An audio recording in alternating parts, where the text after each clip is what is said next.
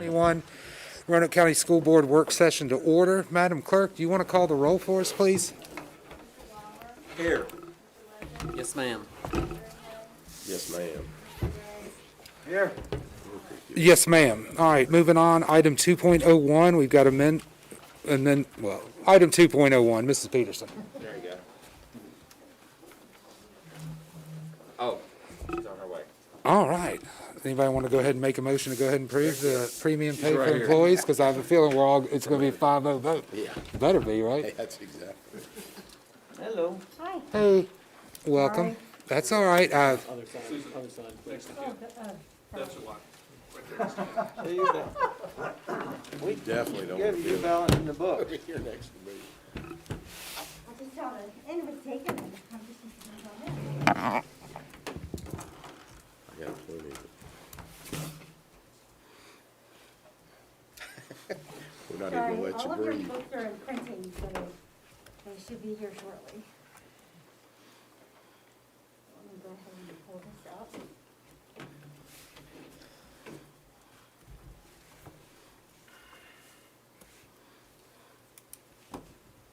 So the first one should be pretty easy. We're just taking a look at the presentation we shared last week.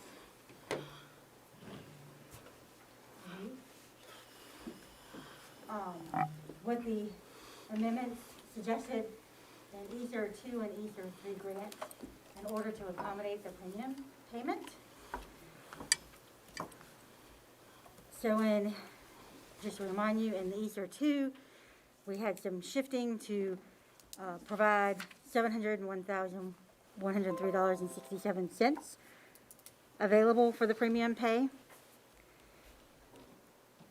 In the ESER 3, we were able to free up $1.5 million for the ESER pay.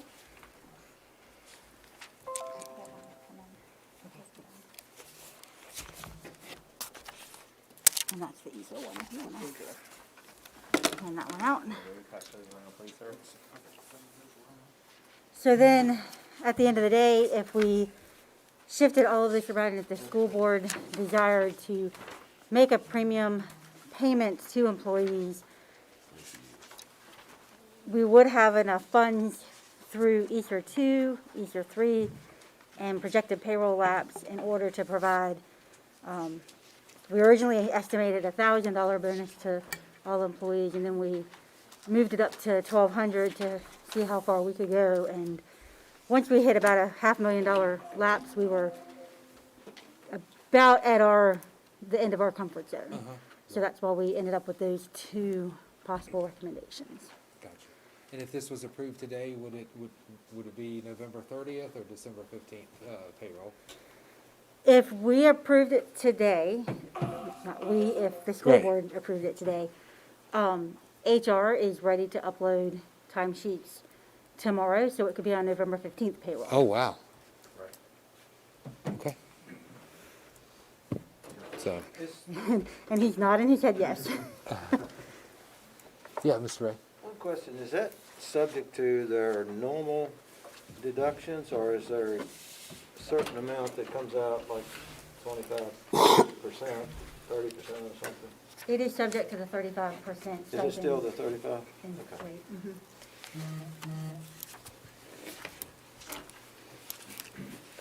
Okay. Just to be clear, in terms of, we're bringing these options to you, the comfort level is to do the $1,200, and to be clear, that's all contracted employees, except for myself. And, but, we feel comfortable going ahead and doing that, a little higher amount, so that is our recommendation that we would make to you this evening. Is that accurate? Very accurate. Could we just go over, when you'd say all full-time employees, can you just run through we know staff, teachers, everybody that's full-time, right? Anyone who has a contract and signs Yeah. a contract through Talent Ed Yeah.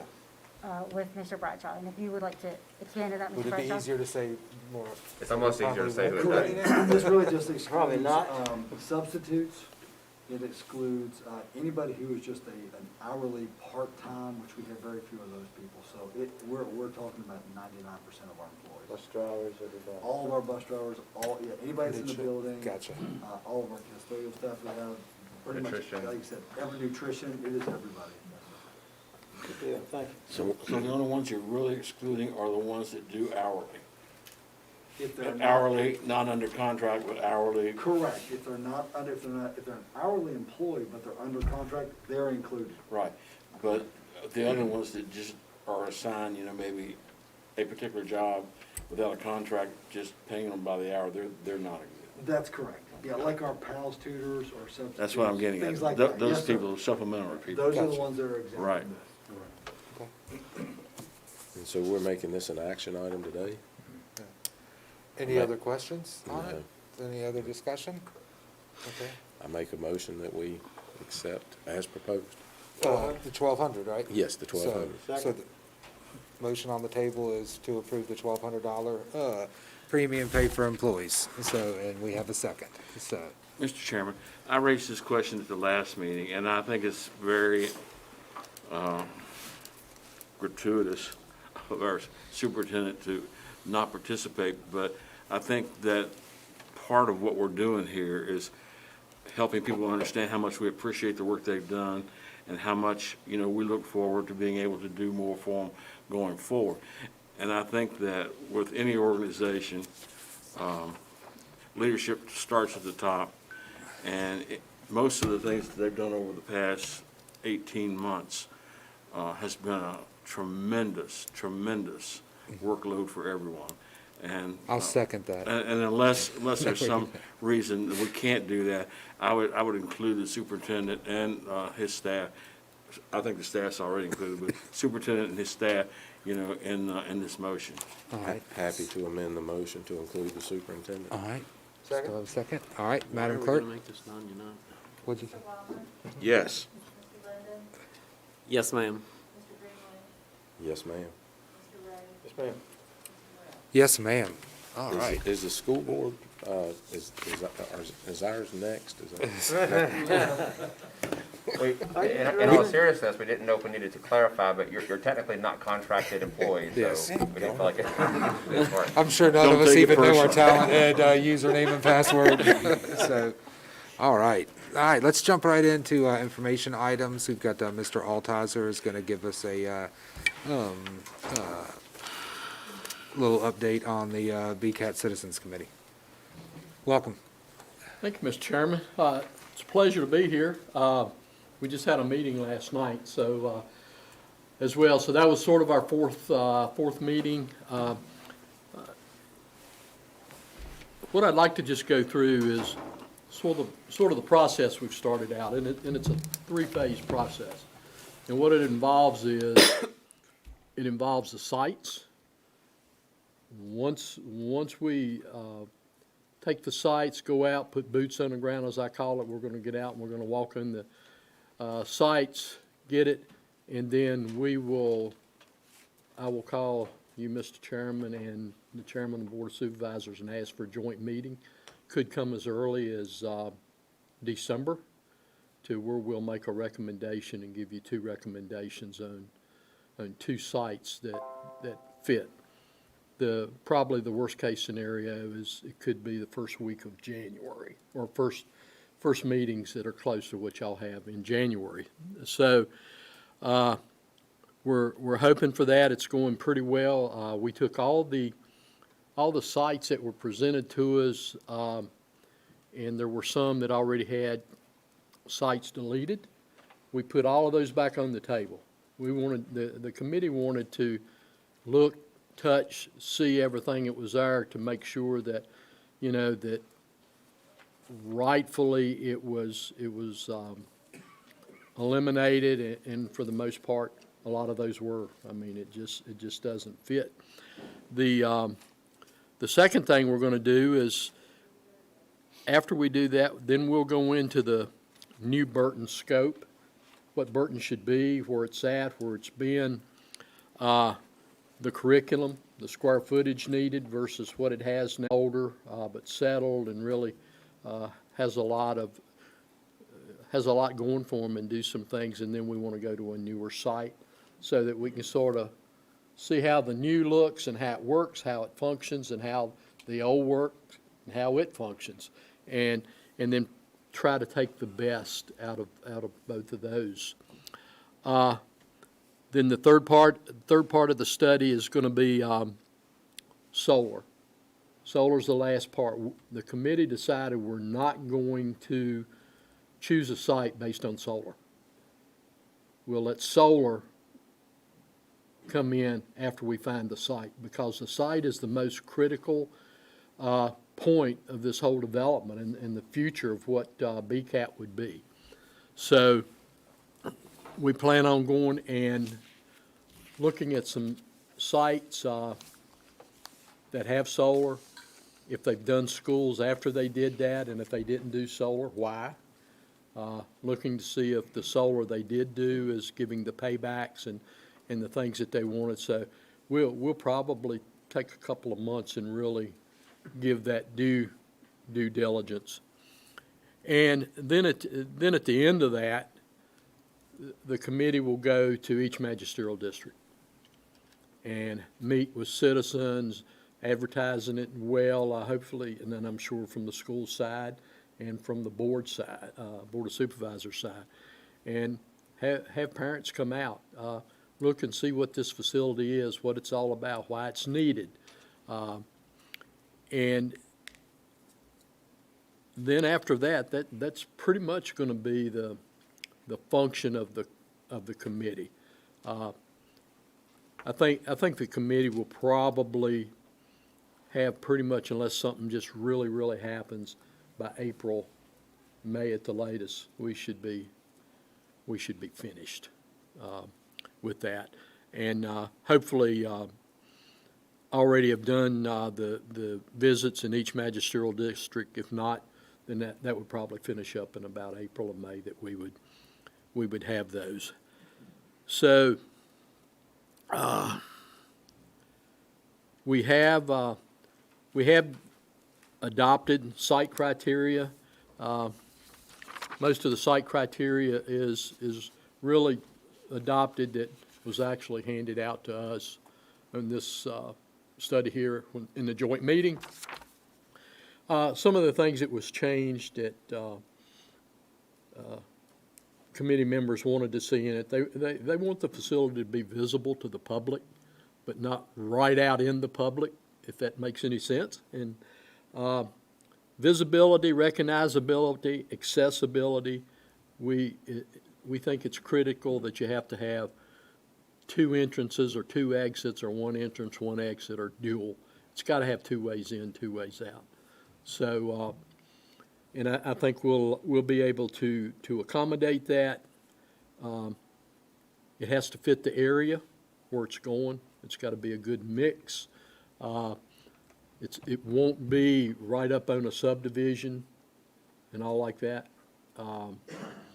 We're looking to try to adapt to where it fits in the best, and possibly what it would bring in economic development to where it lands and where it gets built, because teachers, administrative staff, students, as we know, they're going to circulate around to the fast food restaurants if they're there, to anything that's there.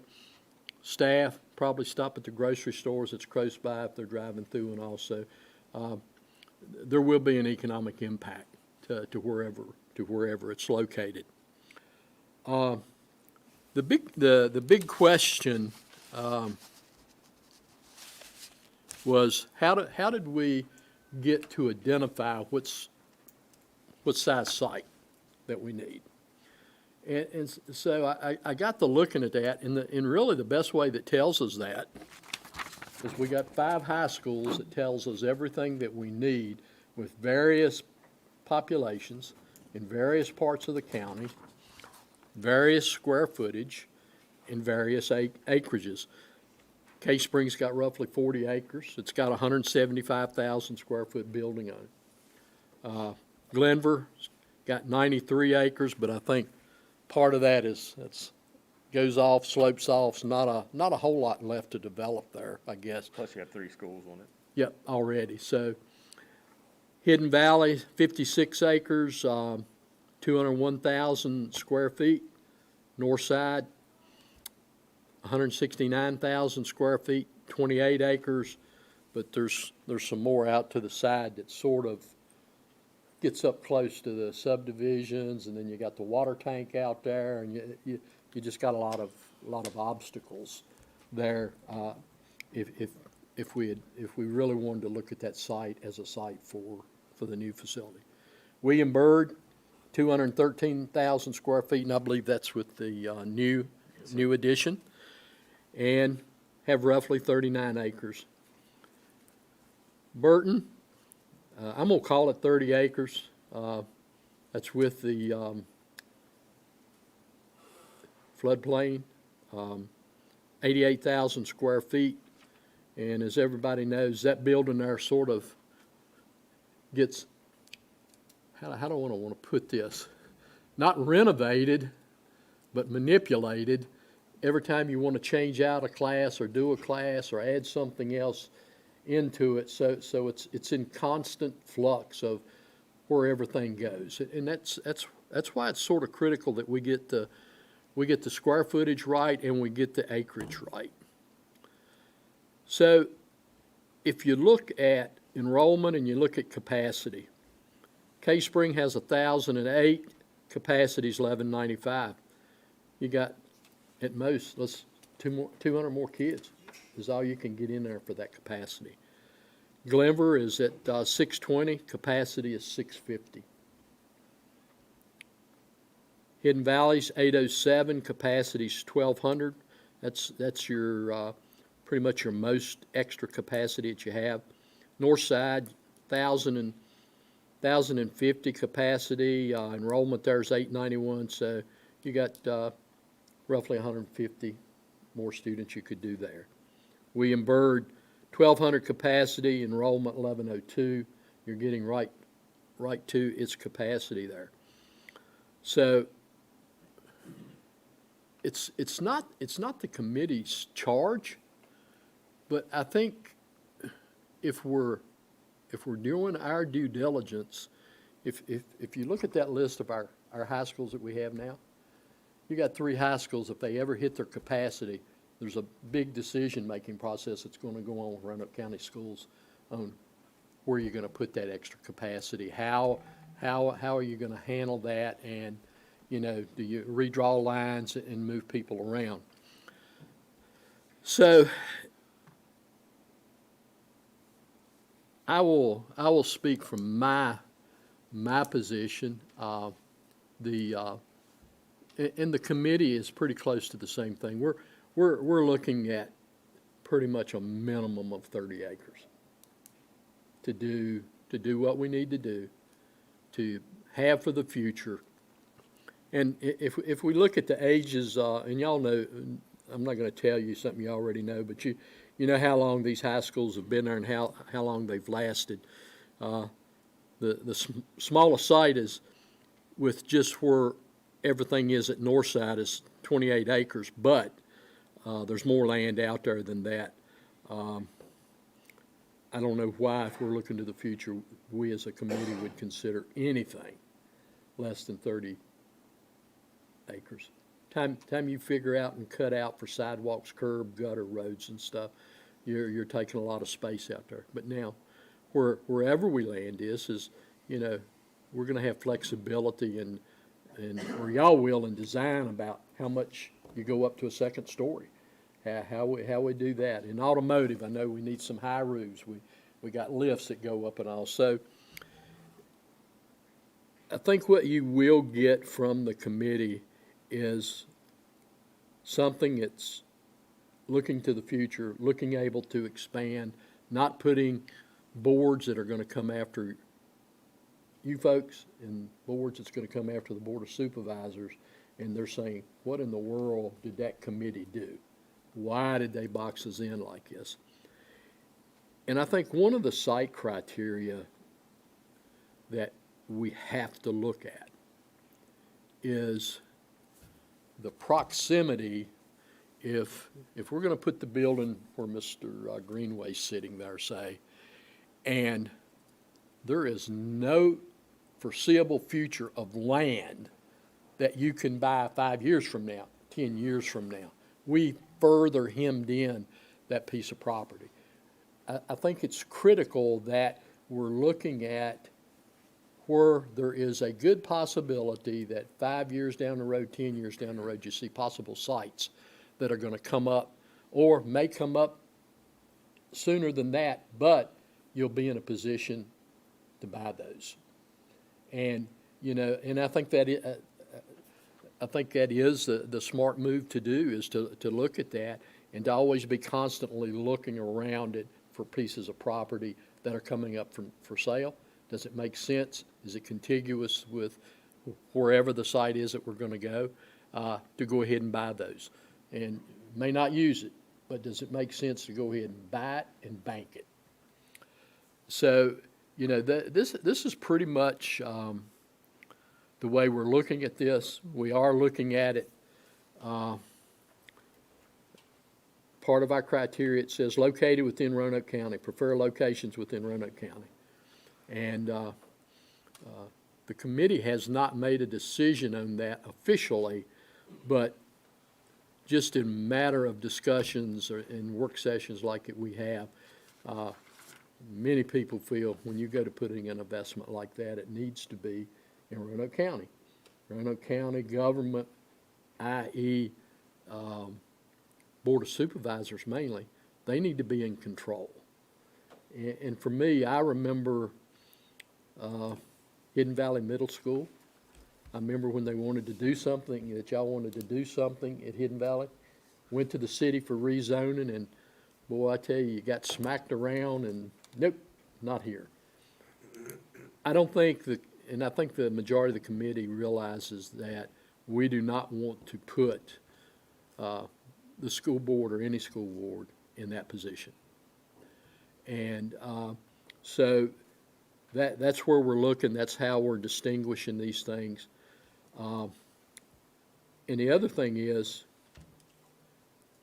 God forbid that we would ever have something go wrong at any of our schools or at this school.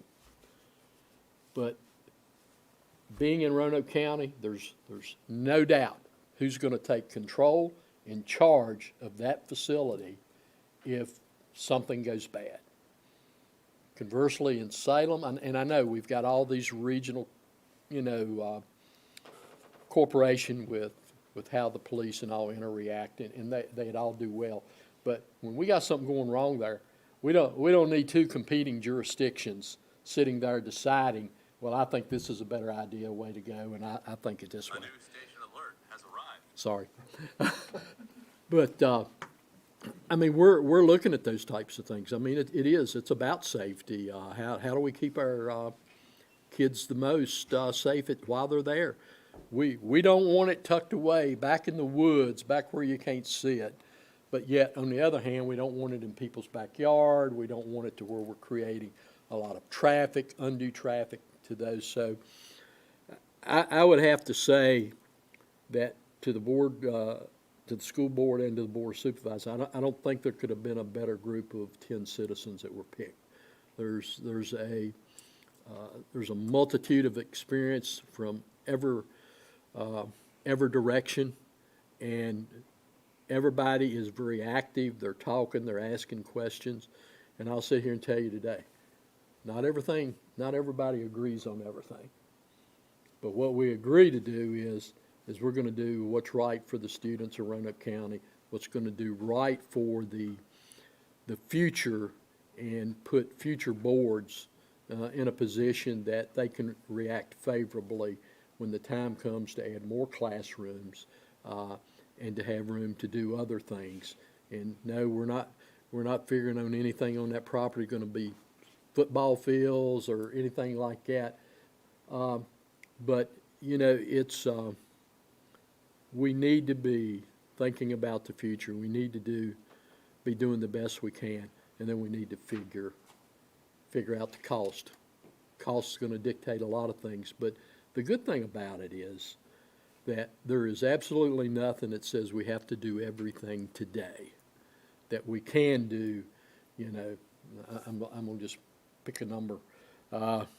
We can do 175,000 square feet today, and we plan and we budget and all that, okay, we need to do this in the next 3 years, and we do some more stuff. So I think what we all have to understand, we need to do as much as we can with what we have at that time. And of course, that's not our charge, but that's the charge of the school board in Roanoke County to come together and figure all of that out. And we will make there, and I won't go into those today. The committee will make some recommendations to the school board on some other things. And of course, that's all we do is make recommendations. But I think these are going to be good recommendations. And I will say this, and I don't know, I got a feeling I'll probably get a call from the Board of Supervisors to come give them an update as well. But here's what I would tell both groups. Whether or not a site is brought to you in December or whether it's March, I believe it's incumbent upon both boards to react and immediately try, if they so agree, on the sites that we bring to you, to buy one of those sites. I'm going to tell you, 30 acres of land is at a premium in Roanoke County. We had 3 sites on our list, and then I wanted to make sure, okay, is this for sale? Do we know it's for sale? Is it still on the market? Is it sold? Is it not sold? Or whatever. And then all of a sudden, it was within a week and a half, 2 weeks, it was boom, boom, boom. 3 properties gone. Mr. Chair. Will we be doing that in closed session so that that's, Yes. okay, When we make that recommendation, it would be Okay. both boards going, and the committee going into closed session, going through the site selection, the recommendation, why we come up with that recommendation, why we felt it was the best out of all the ones that we looked at. But, you know, there's a couple realtors in here, so I think I don't have to say that, you know, properties they're going fast, and it looks like the same thing is happening at commercial sites and all. GE's been sold. That's public knowledge, so I think I can say that. 12 mil in a floodplain. would it be a conflict of interest if Dave and I represented us? Oh, well, yeah, probably. All right, then I'll cut Dave out. Chuck, wipe that off, please. But the committee's working hard. We're working hard to do it the right way, and I look forward to the time that we can all come together and meet and give you the recommendations on the sites. And I think there's a leader in the sites out there, but we'll be doing some stuff over the next 2 or 3 weeks, boots on the ground, stuff like that. So I'll be quiet now, and any questions that anybody has, anything. Yeah, Mr. Altizer, you know, you said about visiting sites. Are you visiting sites that would be probably in Virginia, I would think, maybe? You mean other schools? Other schools, others that You mean have. going out to look at, No, I didn't mean other sites. no, we're not going to Greensboro. Other, Ship our kids. other BCAT, other facilities. Right. That we would have. Would you be looking at a like size that we're looking at, or would you just be looking to get a general idea? Well, I think with what we've talked about, Jason, probably they're a little bigger than, they're certainly bigger than what we have now.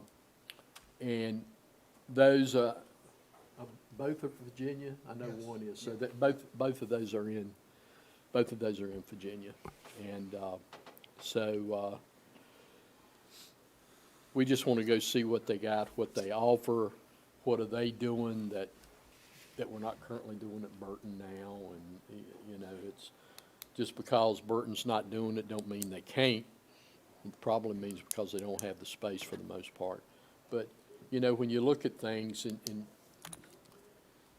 you look at the workforce in the Roanoke Valley. So if you just look at Korean's got a $500 million project right now at the hospital. It's 5 years. Right after that comes 500 more million for another 5 years. They got $1 billion in projects over the next 10 years. So just understanding the flow, you know, all your subcontractors are just getting pulled up and into all that. Everybody's prices are going up. So what we need to think about, and we talked about it last night, you know, does the new facility need to have HVAC training? HVAC, not train anybody now. Electricians, industrial electricians, then just master electricians and journeymen. So when the county, and Mr. Ray can identify with this, in the county, when you got a prospect coming in, they want to know they want to know, number one, how good are the schools? That's the first question. They want to know if you got a good workforce, and how do we know that, and what are they trained in?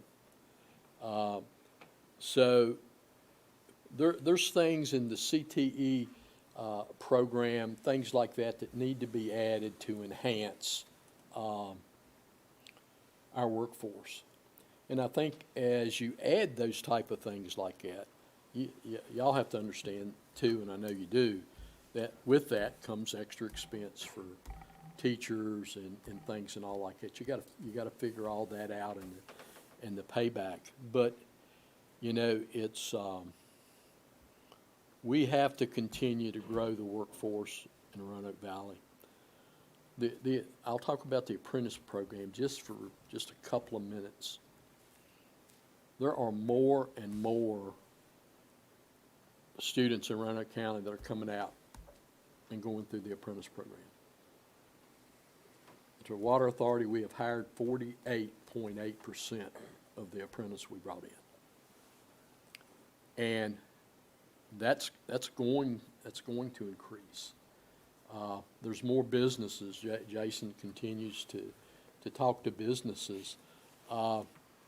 We just have to be prepared for that. You know, I went to Richmond as part with the apprentice program for Doley, but it was actually a Department of Education sponsored sort of panel. I was on that panel, and I can't remember the superintendent's name at that time, but the state superintendent, he said he went to the majority of the biggest land-grant university presidents in the state of Virginia.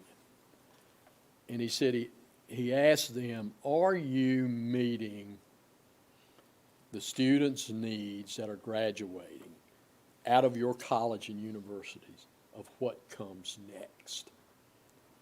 And they all said no. And if you talk about what comes next, if you ask that to a lot of people, what does come next? What does that mean? And to me, really all it means is it's just the variety of what our students that graduate high school and want to go into the workforce and our students that go on to a four-year university. What comes next is that they just have to know what faces them. And they need to know, they need to be taught, how do you react to that? And how do you do those things? And I think that's just a part that we're teaching our young people is, you know, here's what's going to come next. And some of it's just stuff we take for granted every day, but the students don't have, you know, they don't have a clue. They don't know how to get there, I guess. So, you know, there's a lot of, really a lot of intense thought going into this building and what it can be.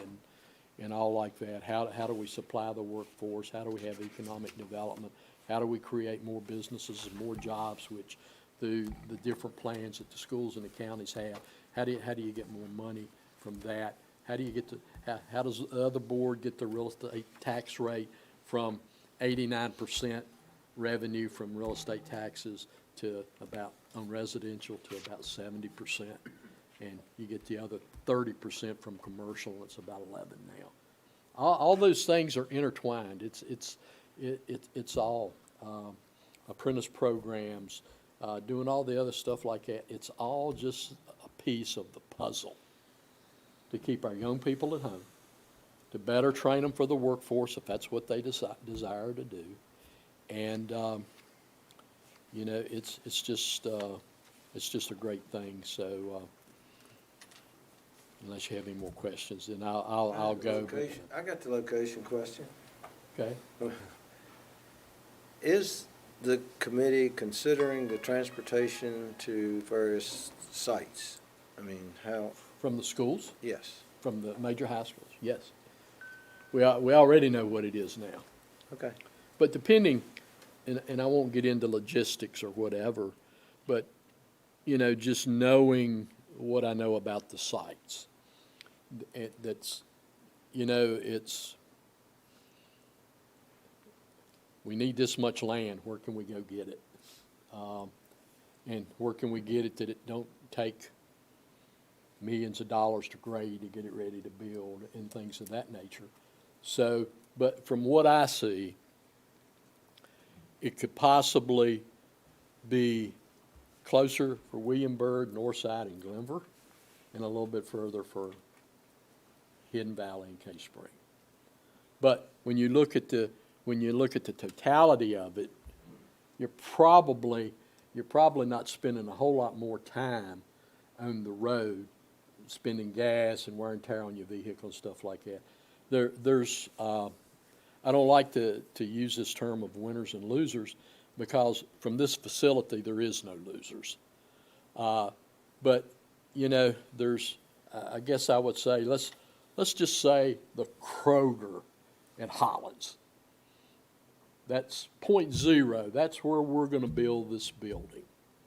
So if you had Hollins there, then you're going to reduce for Northside, you're going to reduce for Glenver. Glenver would only come out, get on the interstate. They don't have to go West Main Street, sit there idle and do all that and spend all that time. William Byrd's probably going to be closer here than they would be at the current site, but it will be a little bit further. And we're trying to balance that. We're trying to look at it. But you know, it's the land. The land is the biggest denominator that we have to look at. We just can't find 30 acres everywhere. And you know, we're trying to make it to where it will be at least neutral from transportation and cost standpoint to a 2% or less increase. But I will say this, that we're going into this, if we don't try to sell y'all a piece of property that's in a floodplain, we're going to save approximately $175,000 to $200,000 a year in maintenance costs on flood insurance premiums. So those types of things are. All right. Yeah, a few more questions. More of an observation than a question. Okay. But I was glad to see that this is on the agenda today. I was glad that when we had the joint meeting with the Board of Supervisors, that we as both boards got to see the makeup of your committee, which, as you indicated, was pretty broad and had a lot of experience in a lot of different areas. I think that the presentation that you've made today gives me a lot of confidence that you and Craig, I think Craig Balzer's working with you as chairman of He's this. the vice chairman. Yep. Both of you have a lot of experience in school and you have a lot of experience in business. And I think both of those backgrounds are going to serve Roanoke County well. whether it's the school board or the board of supervisors, as we go forward. So I appreciate the information that you shared today. It's nice to know that the things that we were concerned about as a board are still considerations that the committee is working with. It may have changed a little bit in terms of scope, but the things we were thinking about, the things we were concerned about, are still the topics that you're pursuing. So I appreciate that. Appreciate the work of the board, your group in this, and look forward to additional updates as they go forward, so that as you're rightly so, the point is, at some point in time, we're going to take this to the public. And when we do that, we want to make sure that we have answered not only the needs, but the requirements, that the citizens of Roanoke County have, for such a facility as well, because it is going to be an undertaking. And I think that you all are doing a good job of setting up the underpinning for us boards being able to make those kind of decisions. Any other questions or comments for Mr. Altizer something? before we move on to the next agenda item? Yeah, Yes, sir. I would just like to thank the committee for the time and effort, and definitely a systematic and pragmatic approach that you seem to be taking to this. The one thing, your comment about buying it and banking it, I know that previous boards bought and banked a property that is worth maybe 50 cents on the dollar from what we paid for it. So I would caution us, maybe we do a feasibility or due diligence study and get something get an option on a property. And it concerns me a little bit that we may be putting boots on the ground and losing a little bit of leverage in that process before we even do that. And I don't know that would change our negotiating ability if somebody knows their property is in the running for this facility, but I think a feasibility period of 12 months to allow us to do phase 1, phase 2 studies rather than buying something up front would be a better approach. That's all I have. So, Yes, Mr. Ray. to that point, I agree with the feasibility study, but I think it should be more in the 3 to 4 month range.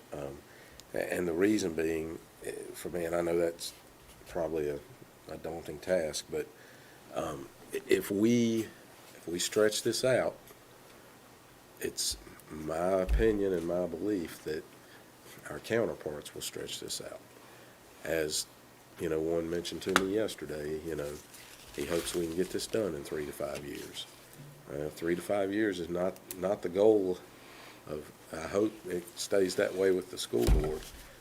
We talked about 2023, and again, to Mr. Linden's point, thank the committee for their hard work, and to bring it to us by May or June should still keep us on track for those goals. We've talked about the 1% sales tax that all of the Board of Supervisors are in favor of, all the school board members are in favor of. So, we talked about the 2022 proposal, 2023 we should be ready to go. Again, I know I'm overly optimistic, and I know what's coming at us, but if we get this advisory committee and moving forward, and y'all are doing a fantastic amount of work in a concise time, and we appreciate that, but I think that's not outside the realm of possibilities to be ready to go. And I wanted to reiterate the timeline because we're talking about the end of May or June for your committee, and that still keeps us at that September, October, whatever it was, of 22 to be able to get that implemented for a vote, I guess, in the General Assembly or however that works. And then for the 2023 to have that money available to finance that debt or to sustain that debt. So, and I'm not saying any of that's what we're doing, but I just don't want to lose sight of, we don't need to push us down the road 3 to 5 more years. We've got the committee in place, you're doing the work. We need to continue. Our focus will not change if the board changes.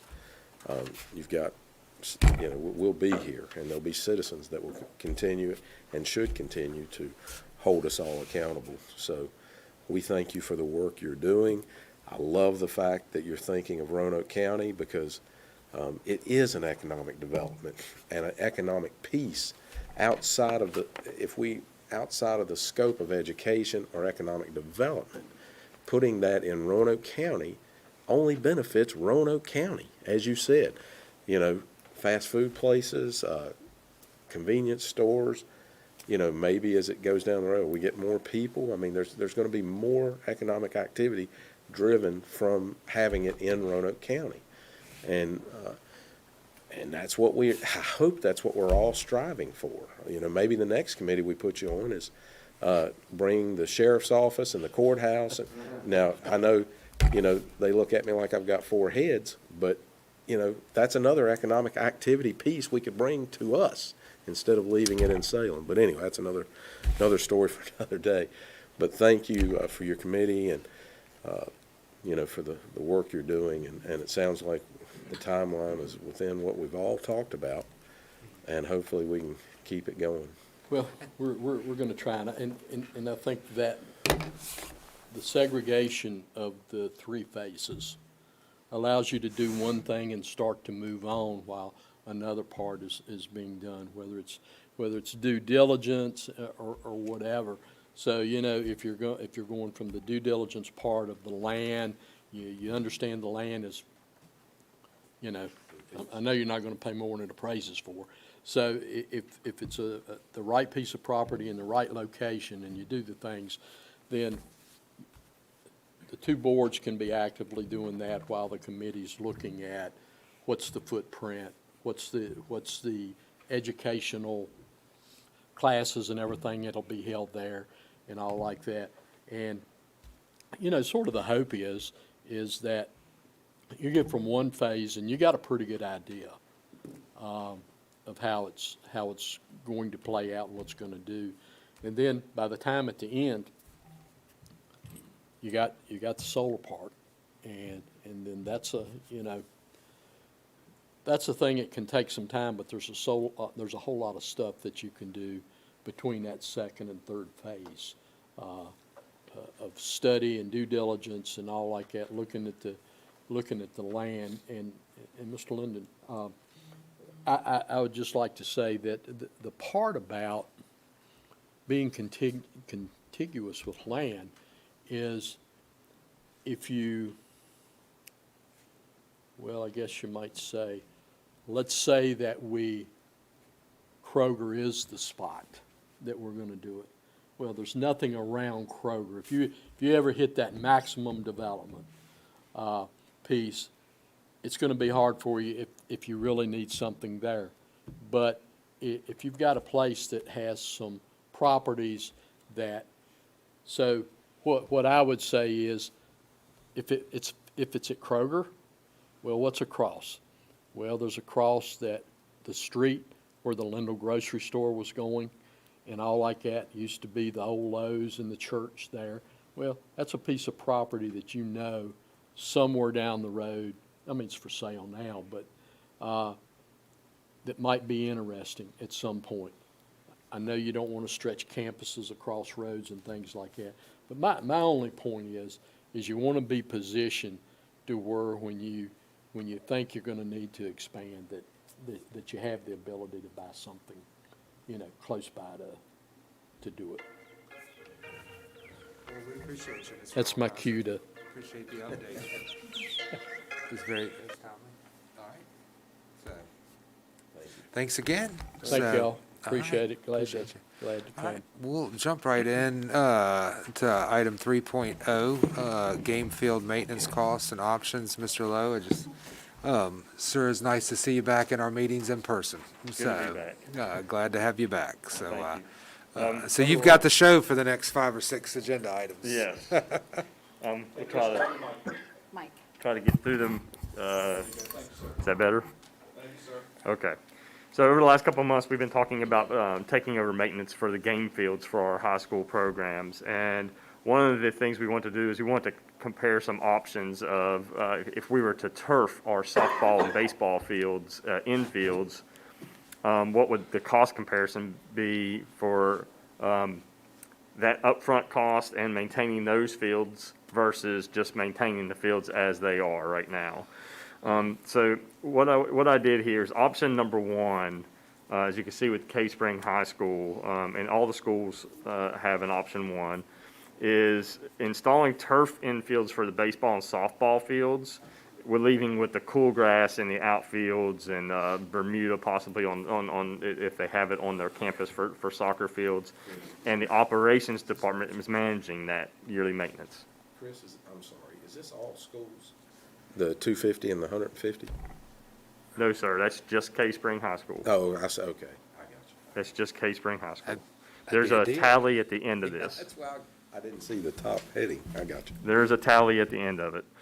So if we were to go, this is going to be the same for every school. If we were to go softball and baseball turf infield, you're looking at a $400,000 investment at each school. So that would be $2 million upfront cost.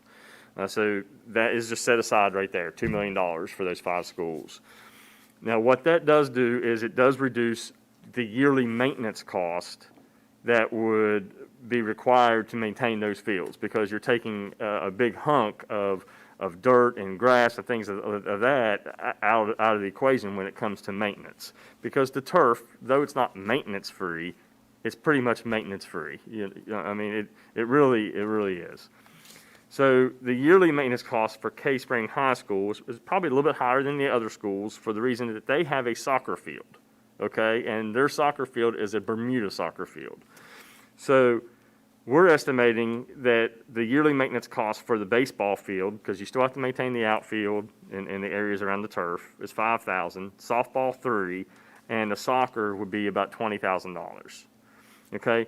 Now, so a total of $28,500 will be the yearly maintenance cost just for the game fields at Cave Spring High School. Okay? And that is with turf infields. Now, one thing I need you to understand as well is that does not include the option of mowing, because I wanted to separate that, because some schools want to mow their own fields, some schools don't, and I just felt it was important to separate that one piece.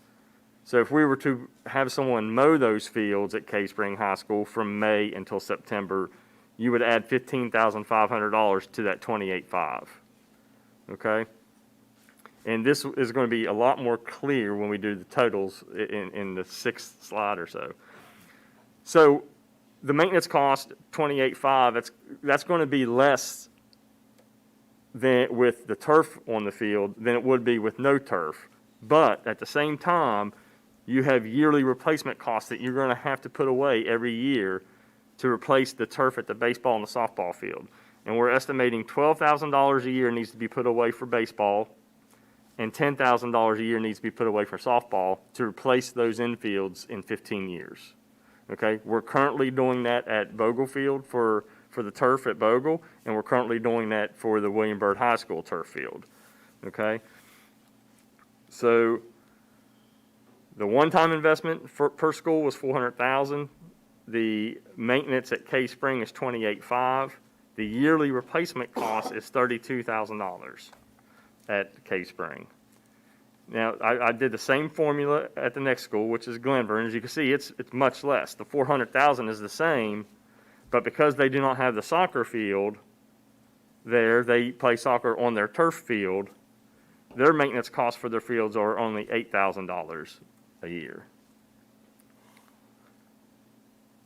Chris, can I ask a question? Absolutely. Mr. Chairman, may I ask a question? That's a true statement. They play their games on the the football field. Yes, sir. But what about practice fields for them, you know? We Or for anyone else, you know, you may play your games on turf, but where do you practice? And, you know, those fields can be just as much a liability to us as it is, the kids, you know, with undulations and holes and, you know, all that kind of stuff, if it's not well maintained. So are the schools going to be maintaining all the practice fields, and you're only going to do the game fields? The intention of this was just game fields.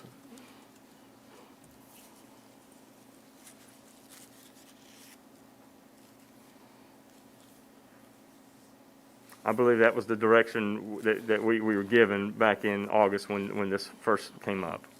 Yeah. You are correct, that's where we started, as we had started when we talked about, equity at the high schools, as far as playing. You're familiar with the facility at Glenver. The middle You know school soccer that field. Several years ago, we put that field in up above the field, Yes, sir. below the bus lot. We've had problems with that since the get-go in terms of, developing it and maintaining it. But, we've had to, and the other schools are doing it too, so I'm not complaining. But we've had to go off-site, for, facilities at Green Hill, because we don't have facilities at the school that are safe enough and in good enough shape, to be able to be used by the high school and the middle school and PE and everything else, that comes down the road. So I just make the comment. I talked to the athletic director a couple weeks ago, and Harley, Mr. Grimes, met with him as well. And for schools that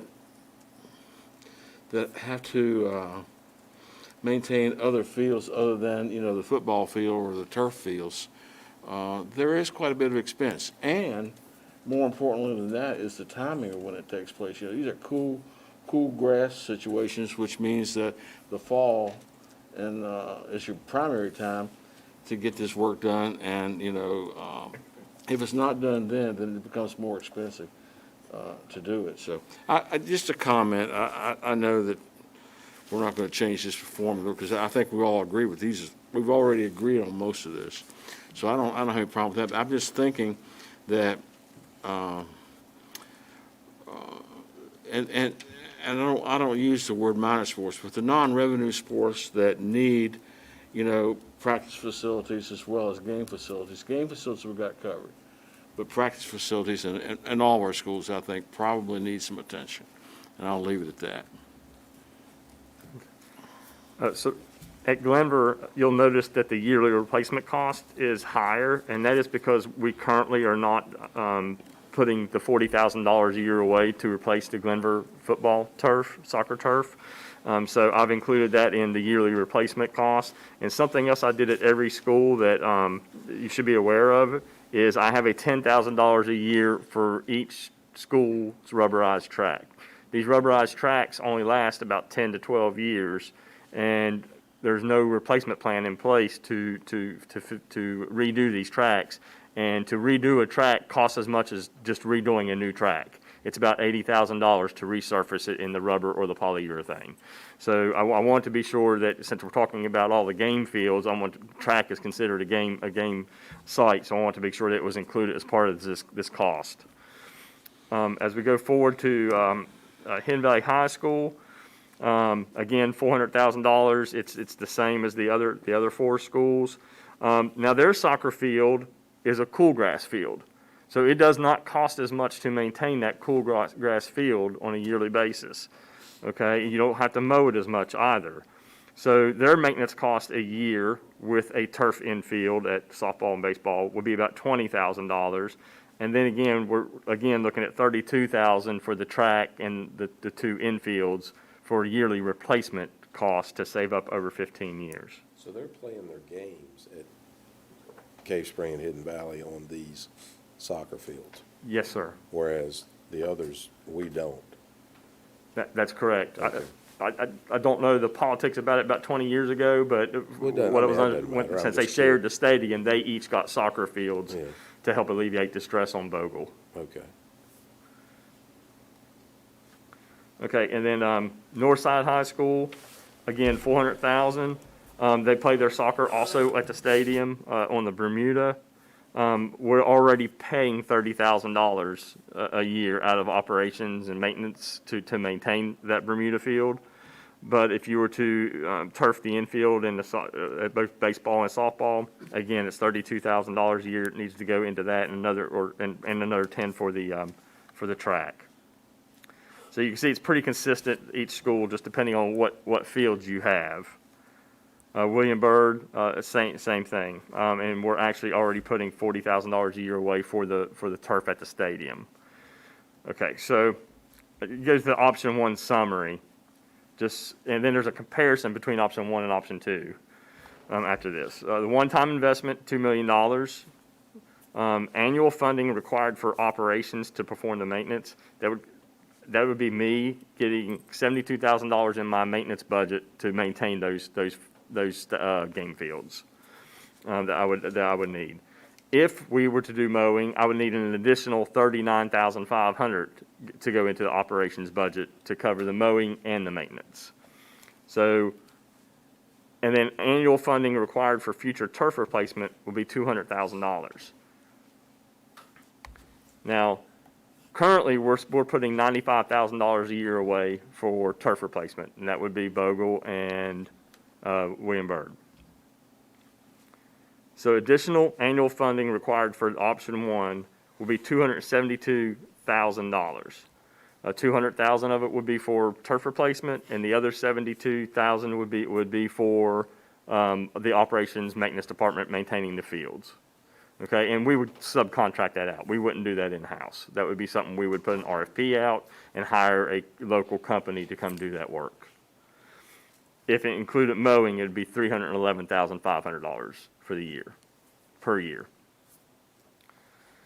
Now, option two, I don't know if you want me to go through every one of these, but basically you just take the turf out, the $400,000 at each school, but your yearly maintenance costs do increase because of doing your infield work, your infield sand, that kind of work at the schools, your top dressing. There's more to it when you don't have the turf. And so as we go through these, I'm going to go ahead and just skip to option two summary, if that's okay, so you can see the two differences. The annual funding required for operations to perform that maintenance was $142,000. For the mowing would be another $44,500. It's really not that much more because softball fields don't have much more to mow when you don't turf it. Annual funding required for future turf replacements, $90,000, which is what we're doing now. Current funding for future turf is $95,000. I must have missed a number there, I'm sorry. So additional funding required for option number two is $185,000, and if you want us to have it mowed, it'd be $276,500.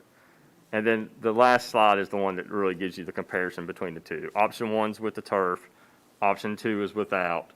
And with the mowing, if you have turf, you're looking at $311,500 a year.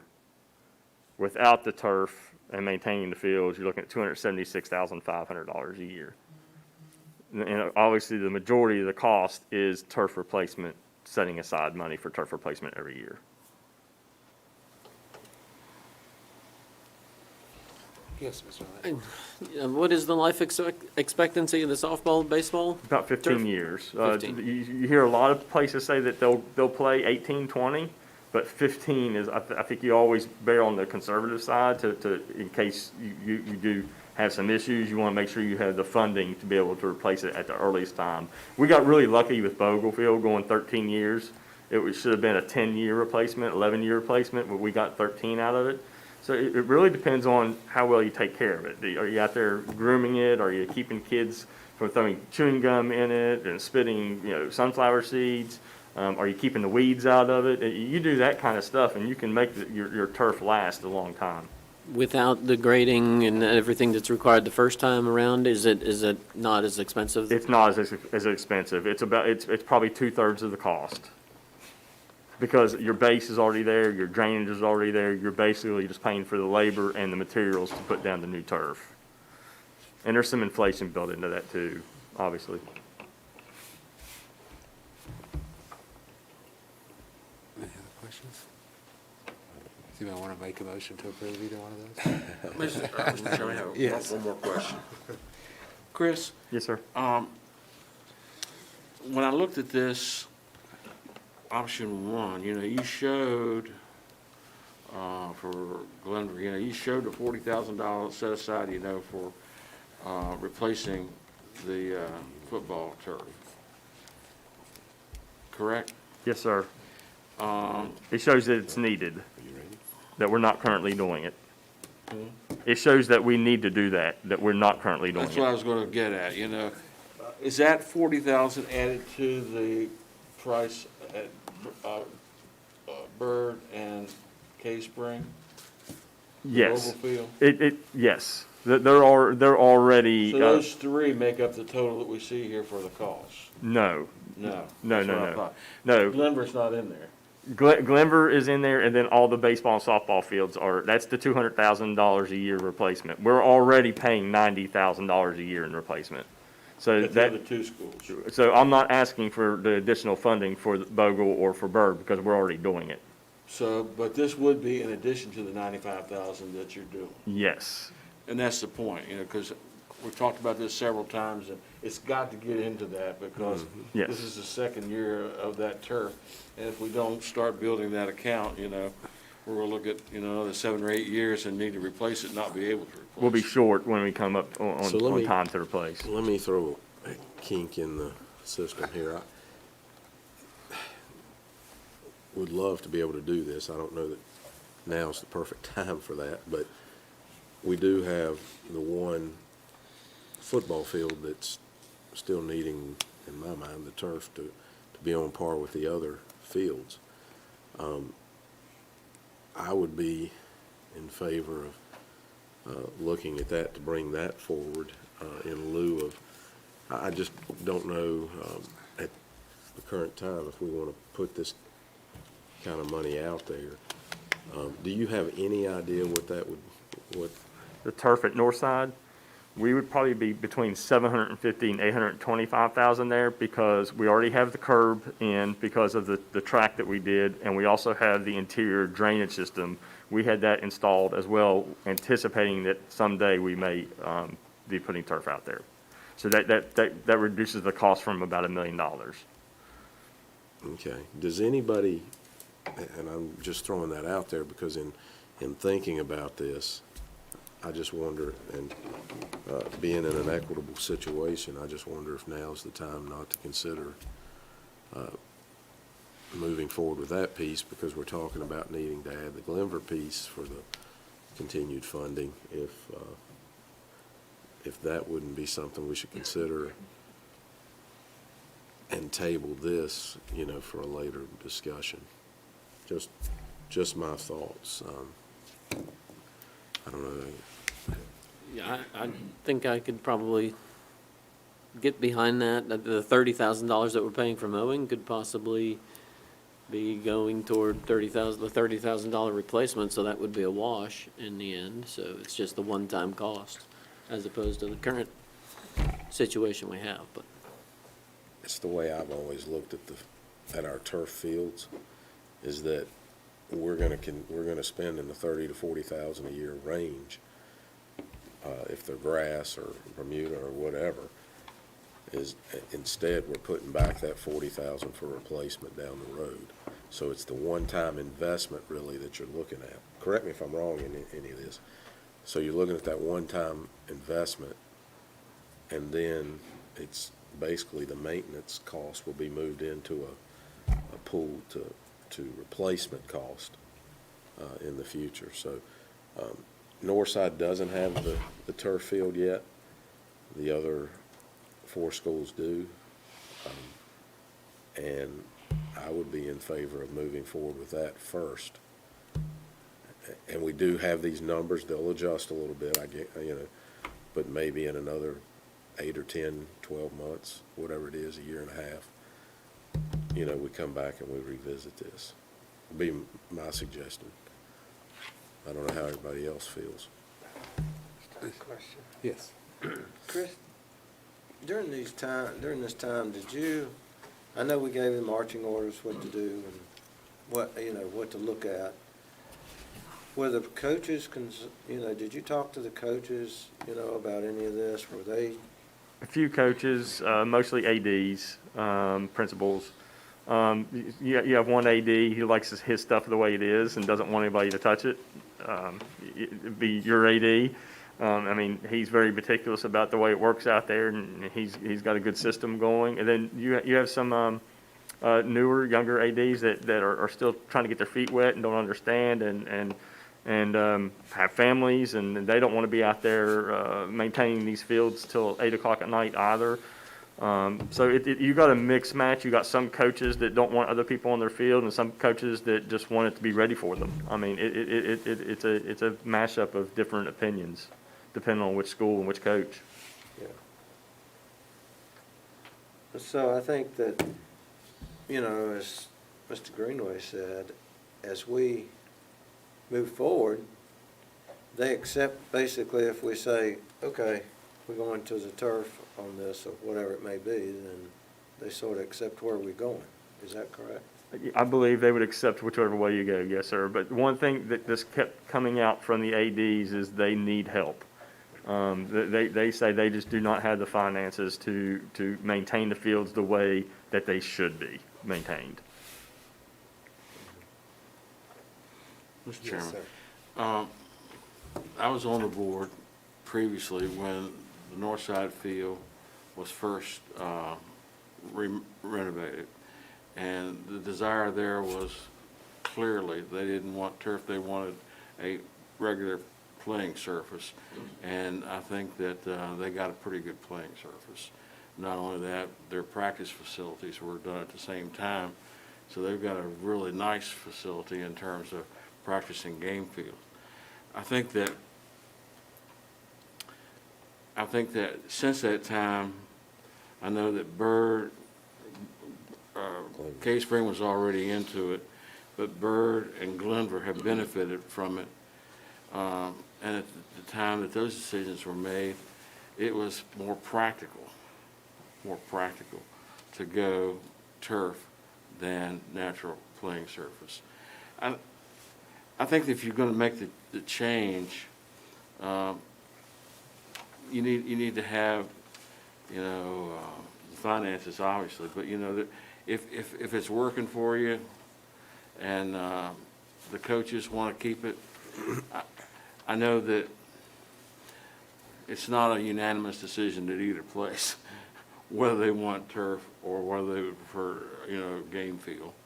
But I would support, you know, looking at and seeing what needs to be done and what could be done, you know, within the parameters of the monies that you have. Yeah. And I guess I'd defer to Mr. Linden, who knows a lot about what's going over in north side with sports and things. I know you know a lot, so, I mean, I look to him for guidance of where we go from here. Well, I mean, I'd like to have, I mean, I know you're giving us an estimate. You know, is it feasible, either December work session or January work session to maybe get us more, circle back with the turf company? And, I mean, we need, you know, let's not, I don't think we need to table the full discussion of what Mr. Lowe has brought to us today, because there's obviously severe maintenance needs and a cost. You know, if we want to table the thought of the upfront cost on the baseball and softball fields, I mean, we still have other things to tackle as far as the funding request for maintenance, the setting aside the funds for the turf at Glenver. So, you know, and I mean, a $2 million expenditure, I mean, I'd love to be able to do it. I mean, I have a little heartburn on that when we're talking about, you know, a BCAT, a Glen Cove, and a Cundiff, and asking the Board of Supervisors for, you know, to pull BCAT off of our CIP, and, you know, and we're gonna, I mean, if money wasn't an object, yeah, I've got some heartburn about spending that, a significant, you know, over $2 million on, you know, on athletics when, you know, when we do have needs, you know, as it relates to our schools. So, I mean, that's just my thoughts. Let me clarify your point, is that we'd still continue with the maintenance piece. Well, I think, I mean, we And heard then from he Chris will- right here, I mean, we have ADs that are struggling, you know, with the cost, and I mean, we've put that, you know, it's So no, separate that, yeah, it's and no then different than what Still we're, consider on the cost of the turf. yeah, for the football field. I mean, you know, and also it would be nice to have confirmation that that's what the football coach wants too. I mean, has he come around or? Football coach? Uh-huh, He return. would like that. yeah, so, And to Mr. Ray's comment about, I'm fairly familiar with what's going on. I think Northside has a beautiful football field, they do. It's one of the best natural grass fields this side of Richmond. And they spent a lot of money getting it to that point. But I did hear on the campaign trail, a lot of people said they felt like we needed to make things equitable. It is. I thought a lot of people don't like that word equitable. Yeah, well, that's true too, but it's a situation where I've never really been a vocal proponent of putting turf over there because I think they've got an excellent field. It wasn't the cow pasture we had out at Glenver, or, it wasn't the, Two schools. it wasn't, maybe. The groomed as- animal pasture. As bad as it was good. at, But the drainage was so good at William Glenburn, Burton. so, Over into the neighbor's yard. That's a good one. yeah. Mr. Chairman, I'd make a motion that we go forward with the proposal that Chris has shared with us to the consent agenda for our next meeting, and that we also authorize him to find out what costs might be involved in doing the field at Northside, and that be placed on future agendas, for consideration. So let me just clarify, you're making a motion on option 2? Yeah, I Well- don't even know what we're making of. Yeah. I'm open to whichever way the board wants to go. I'm saying, he's given us this option. Look, I suggest that we select the option and go forward with it. Well, and I would, we've got Mrs. Peterson here too. I mean, this is a, Yeah, where's it coming from? is this a better discussion to have during our budget session if we're gonna be adding an additional $276,000 in annual funding? It's not like that's a one-time cost that we can pull out of CIP. I think it'd be prudent upon ourselves to have, to take that up during our budget, discussion. I mean, Just it'd be- Yeah. a point of clarification. So, in your budget now, you have the monies that are needed for fall winterization of the fields in Roanoke County. You approved a minor capital request 2 months ago, and we are taking care of the fields with that lump sum of $109,000, I believe, That's to a take care of those fields. It was a That one- being the case, it was I a would one-time recommend that we move this to the allocation. budget process. Gotcha. So that we can then, examine that in light of everything else.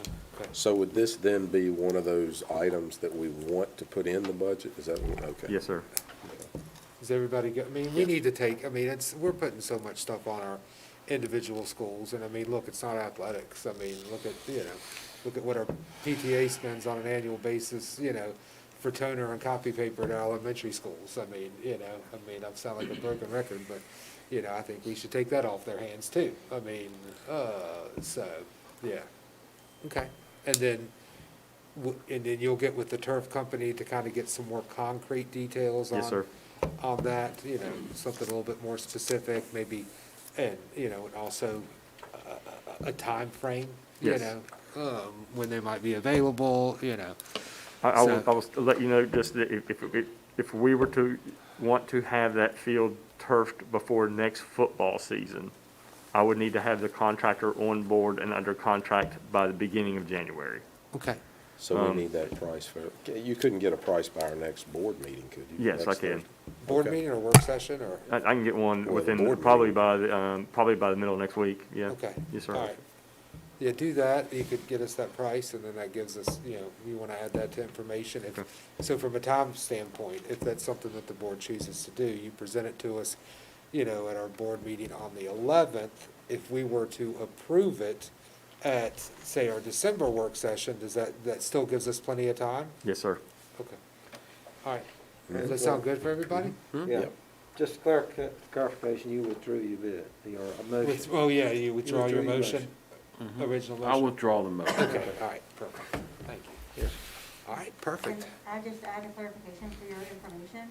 So that timing will work out well after the audit because we will have gone through the year-end audit next week and shared with you the carryover reserves. So then you would have additional major capital and minor capital reserves, should y'all want to go forward with the turf project, as an option. Okay. Perfect. All right. Well, let's move on to item 3.03. Okay, as you may be aware of the background, the current scoreboard at Boglefield is beyond life. It's out of warranty. They're basically just patching it week to week to keep it running. They're using parts from other scoreboards around the county, things like that. So the proposed scoreboard, we're looking to replace that scoreboard. The proposed scoreboard will be installed on the existing poles and structure, and that's going to alleviate additional cost.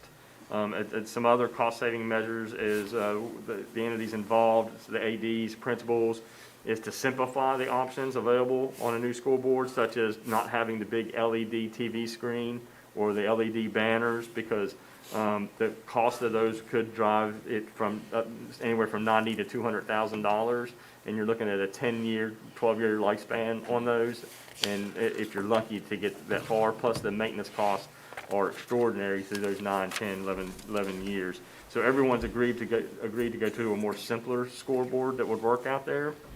Many of the users of those kind of scoreboards, they don't even know how to use the options, and so it just you're not even getting your money's worth on those. So the scope of the work and the equipment for the Boglefield scoreboard replacement would be it's a 26-foot long by 8-foot high scoreboard. It has the trumpet horn for football. It'll be new field timers. They have to be replaced so they sync with the new scoreboard.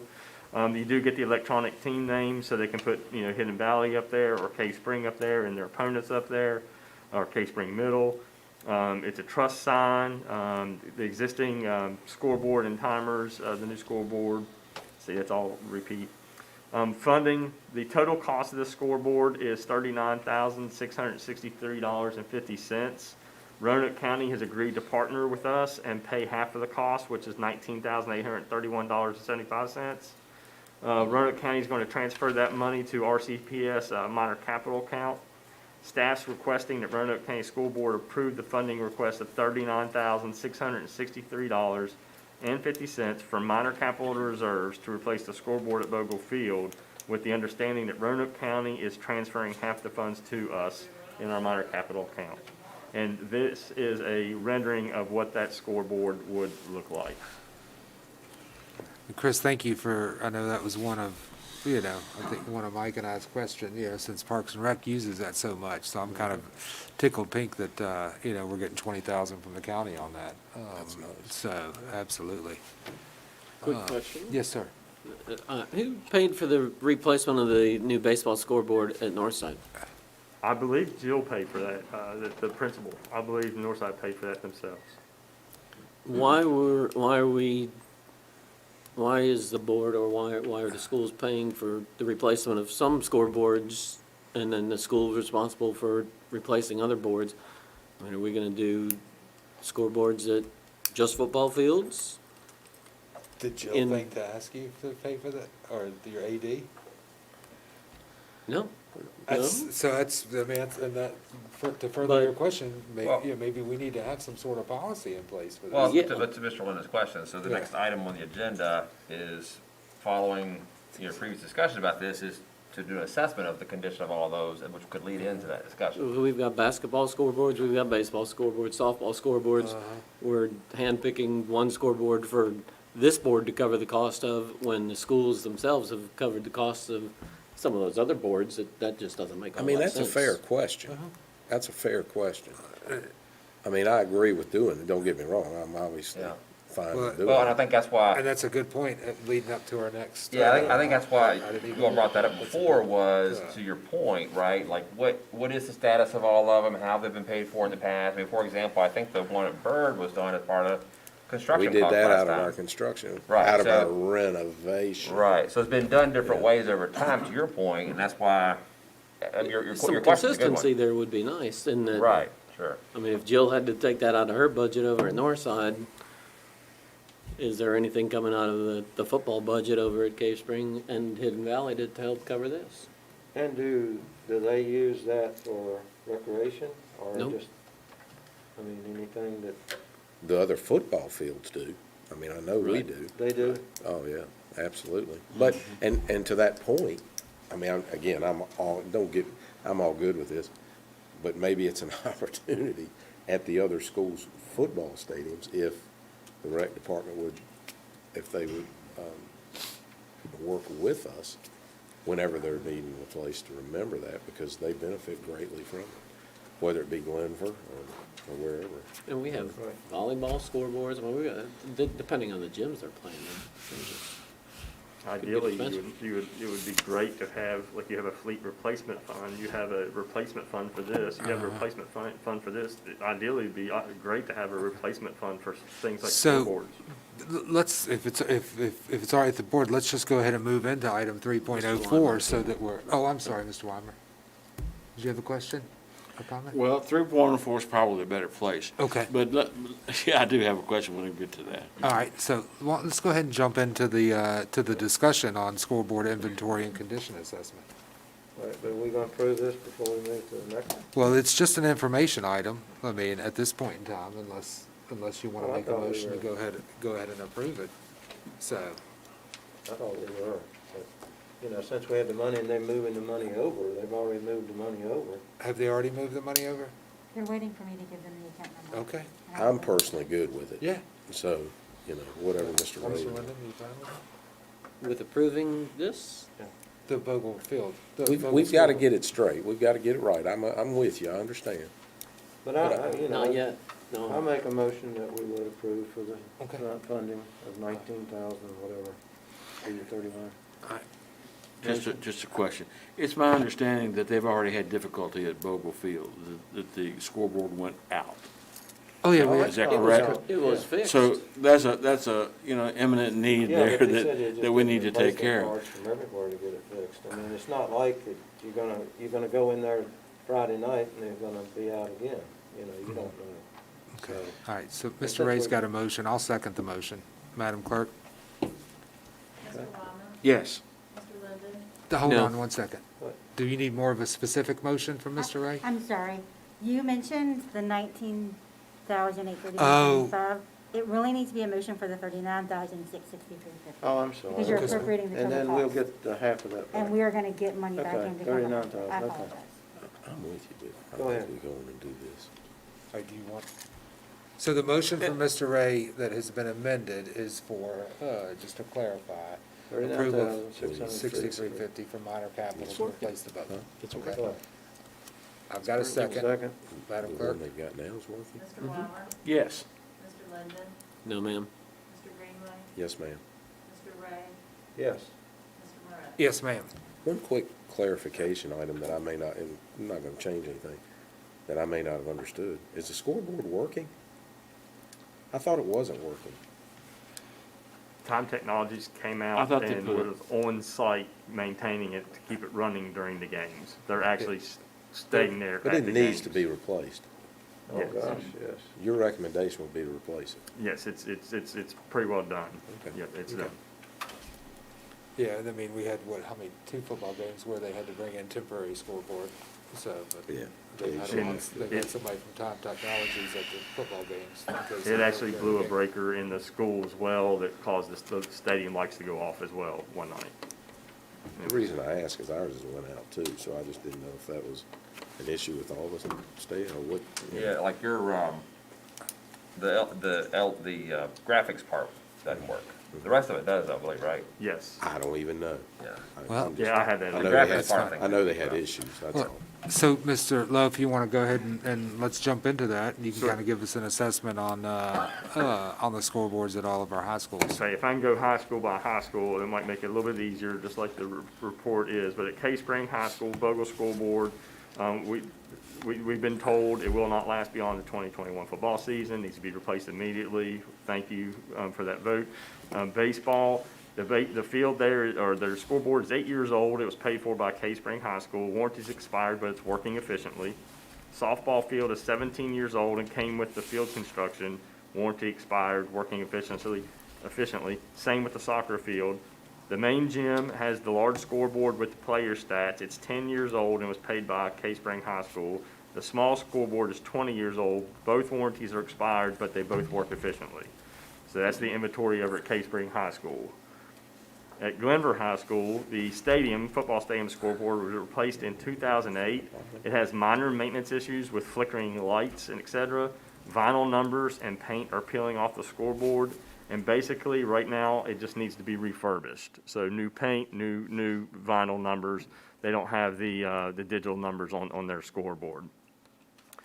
Baseball scoreboard, the baseball coach never had gotten back to me, so I can't give you an answer about their baseball field scoreboard, and I haven't been able to drive up and look at it. Softball, their scoreboard's 20-plus years old, does not work. Estimated $6,000 replacement, needs to be replaced. Main gym, both scoreboards are 4 years old and still under warranty. Both work efficiently, but they did want me to let you know that neither has the player stats section for the scoreboard. Hidden Valley High School, Bogle scoreboard.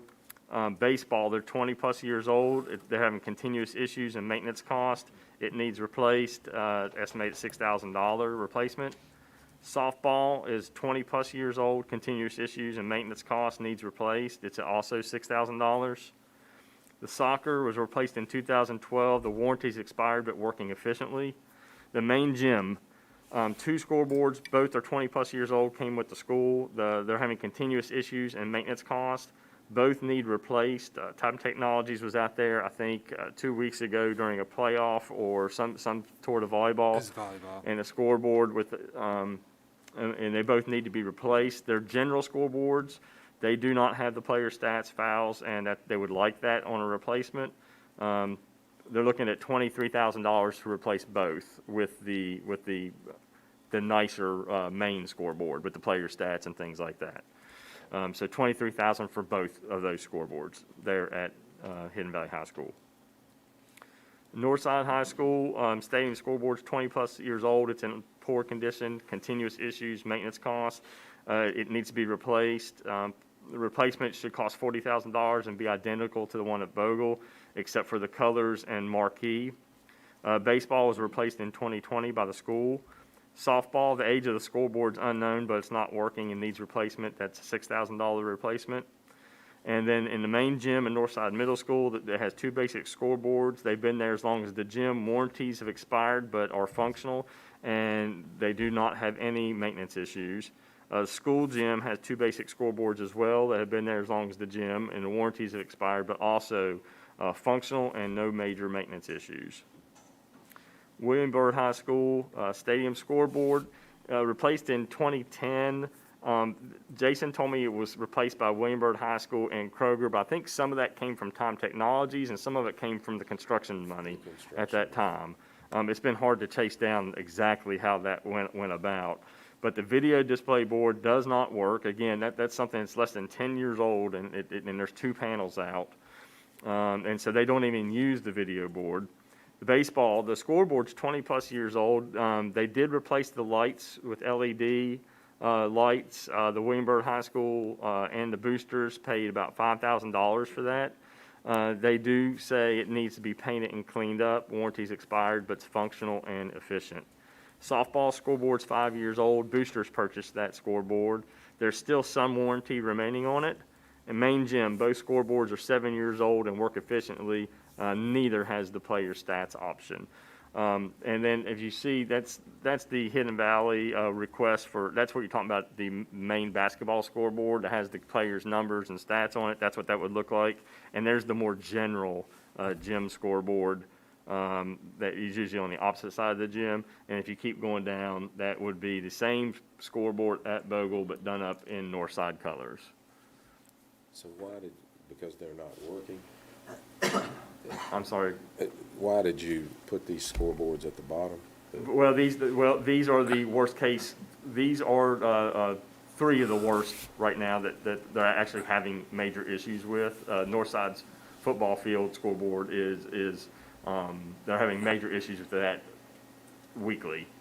Hidden Valley has had those in the gym shut down more than once over the past couple of weeks, But that's not to say, and then the other scoreboards that I said that need to be replaced, the baseball and softball ones, those are just in general scoreboards that have home visitor inning outs. They're very general. To Mr. Linden's point, so I know at Byrd, the softball one, the boosters just paid for. Yes, sir. The baseball, the boosters paid for.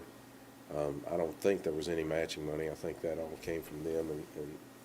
And if we start picking and choosing, to Mr. Linden's point, we got to be careful. We're going down a rabbit hole I don't know that we want to go down, because I'm going to be all for equitable, right? And I'm not sure I can get the support of being equitable, but this has been a really good board to do that. And when we start doing that, if we do it for one, I think we ought to do it for all. It's just the way I feel. So would it be a good idea for Chris to work with Mrs. Peterson and come up with a similar to, we throw X amount of dollars every year into a fleet replacement to cover this, and similar to the way we're doing for playground? I mean, to figure out an amount that we need to put on an annual basis to cover our scoreboards. I mean, I would rather have a specific line item than than just constantly tapping into minor capital. I mean, that's just my personal opinion, but, I mean, you're right, it needs to be, because, I mean, how many times have we talked to booster clubs, and, they're covering so much, for the cost. I mean, just, for instance, the scoreboard at the gym, at Hidden Valley, about a month ago, it crapped out right before a volleyball game, and the booster club, paid for the repair directly to Tom Technology so it could get up and running. So they'd have to see. Yeah, so I mean, it's not, it's common at all the schools. Yeah, I'm not sure the answer, but I just think we gotta be consistent, and, we'd love to, just being honest, we'd love to have, some of the scoreboards y'all have. I just don't know how important that is in the scheme of education at this time. I'm not saying that right, because I do believe it's very important, but I'm just saying, we don't have, maybe to your point, we do need to have some kind of guidelines on what we have, because, if you look at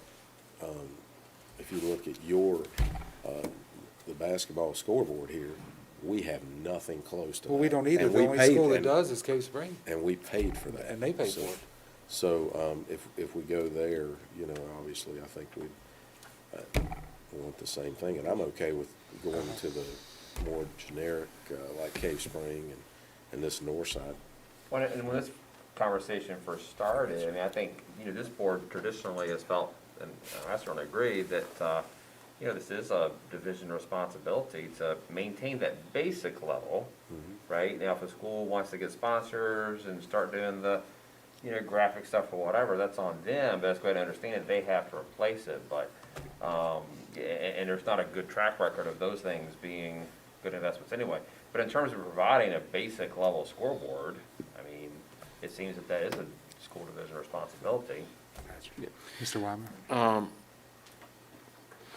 When I first heard about the situation at Cave Spring and North Hidden Valley at Bogle Field, I was aghast. I know that board's been there for a while, but when it goes out and you've got people and events going on, that's not a good situation for anyone. I know at Northside, I don't know. It's my understanding at Northside that they're having a hard time getting replacement parts. Yes, sir. Especially lights. Lights. And, when you look at a scoreboard, what's the most obvious thing that you see? Lights. So it makes sense to me that if that's a problem, why would we not address that problem before it actually goes down? Once it goes down, you got a problem. And the problem is supply demand. We might want it replaced, but, they got this little thing called, supply line. And right now, I understand it's not too good in terms of, getting things in a timely manner. So if we know this is a problem, and we know the age of the board, and we know that there's a shortage of parts that can even replace it or repair it, then I think it makes it sound pretty obvious to me that we need to move on that. And I agree with what Tim's saying too, you know. Equity is important. Timing is everything. You know, to make sure that when we do things that we don't go beyond a certain limit, because once you do that, you move the bar for everybody. We know that. So, you know, I think what Dr. Nicely said is important. You know, I think we as a school board need to provide the basics. We need to make sure that we have equipment that it's functioning properly, it's maintained properly, you know, it's dependable. But beyond that, you know, if there are other things that schools want to do, I know the Case Springs got a beautiful, you know, system in their gym. That's great. But I understand too that they went out and, you know, and made that investment. So I don't have any problem with that. But I think that we owe it to the schools and the, you know, the athletes and so forth, the spectators, to at least have a basic system that works and works every time. You don't have to worry about, you know, is it going out tonight? Well said. Yes, Mr. Linden? Yeah, I like the idea of, to an extent anyway, of similar to their fleet replacement, having it in the annual budget, but then who's gonna decide on what needs to be replaced? Because I don't wanna have to wrestle Mr. Greenway to get the north side board replaced before the William Byrd board gets replaced. I mean, who would make that decision on, with the fleet replacement? I mean, speaking only for myself, I mean, I think that's where, you know, we rely on the expertise of Mr. Lowe, you know, when a situation arises at a school, you know, and our vendor, i.e. Time Technologies. And we have a maintenance contract with Tom Technologies as well, so they would be able to prioritize which need is first. I mean, they're the ones working on every one of our scoreboards.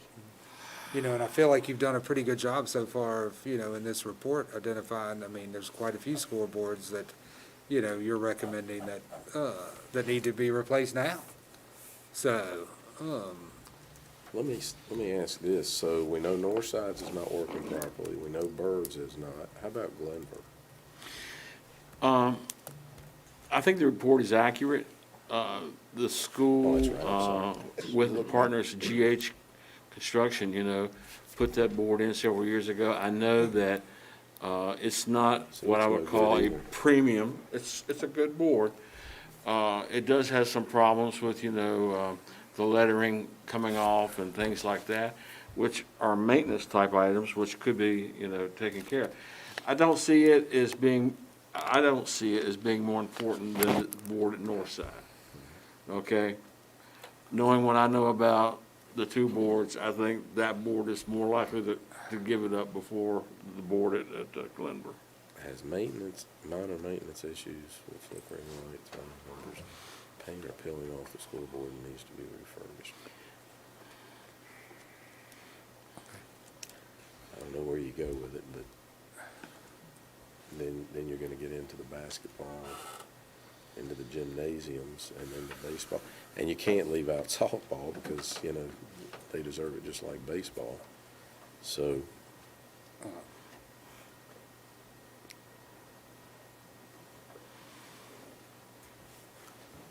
right, so, you know, based on the number of scoreboards at all the schools that need to be replaced, Mr. Lowe, is that something you're going to bring back at our next work session for us to take action on? Is that staff's recommendation? Is that, I mean, because it looks like we have several, you know, we've got scoreboards at every schools that need to be replaced. Yeah, I was doing a count real quick. It looks like we have 3 that need to be replaced, about $6,000 each, and then, of course, the $40,000 north side one. So, we're looking at about probably $60,000 of immediate replacements we need for the upcoming seasons. 2 softball, a baseball, and then, of course, north side's football stadium board. So, I mean, if you would like me to bring that to you as an action or a request for funding out of minor capital, I can absolutely do that. Tonight, my intent was just to provide you an inventory and an assessment of where we're at on scoreboards throughout the county. 4, 24. I think if you do I'm- one, I'm- you do them I'm all. I'm looking at, we've got 4 scoreboards that need replaced to the tune of 6,000, that's 24,000. Four. 40 grand at, north side, so that's 64,000. 23,000 at, Hidden Valley, so that gets us, what, $87,000? That's if you do the big scoreboard at Hidden Valley. And I think as a board, that's what we need to decide going forward with gym stadiums. Are we gymnasium, high school gyms, are we gonna do, what's the difference in the basic versus It's the about Cadillac scoreboard? $12,000 for it's- that one. You could take 12,000 off that 23 Yeah. and get 2 general scoreboards. Is that something that we would wanna consider, in our basketball, hey, when the scoreboard needs to be replaced, the board's gonna, spend $6,000 on a basic scoreboard, and if you guys want one with with fouls and everything, the school or the booster clubs would have to pony up the additional difference. 12 grand to get it. So you're saying whatever, this isn't the basic one, right? Is the second Hidden Valley one you show, is that kind of like a basic one? That's the basic one, yes, sir. Can you scroll down and show that again? It has, Go down a little bit. Yeah. Okay. Yeah, that's the basic Versus, can you go up a little bit versus? and just show versus the one with all the player stats. Yeah.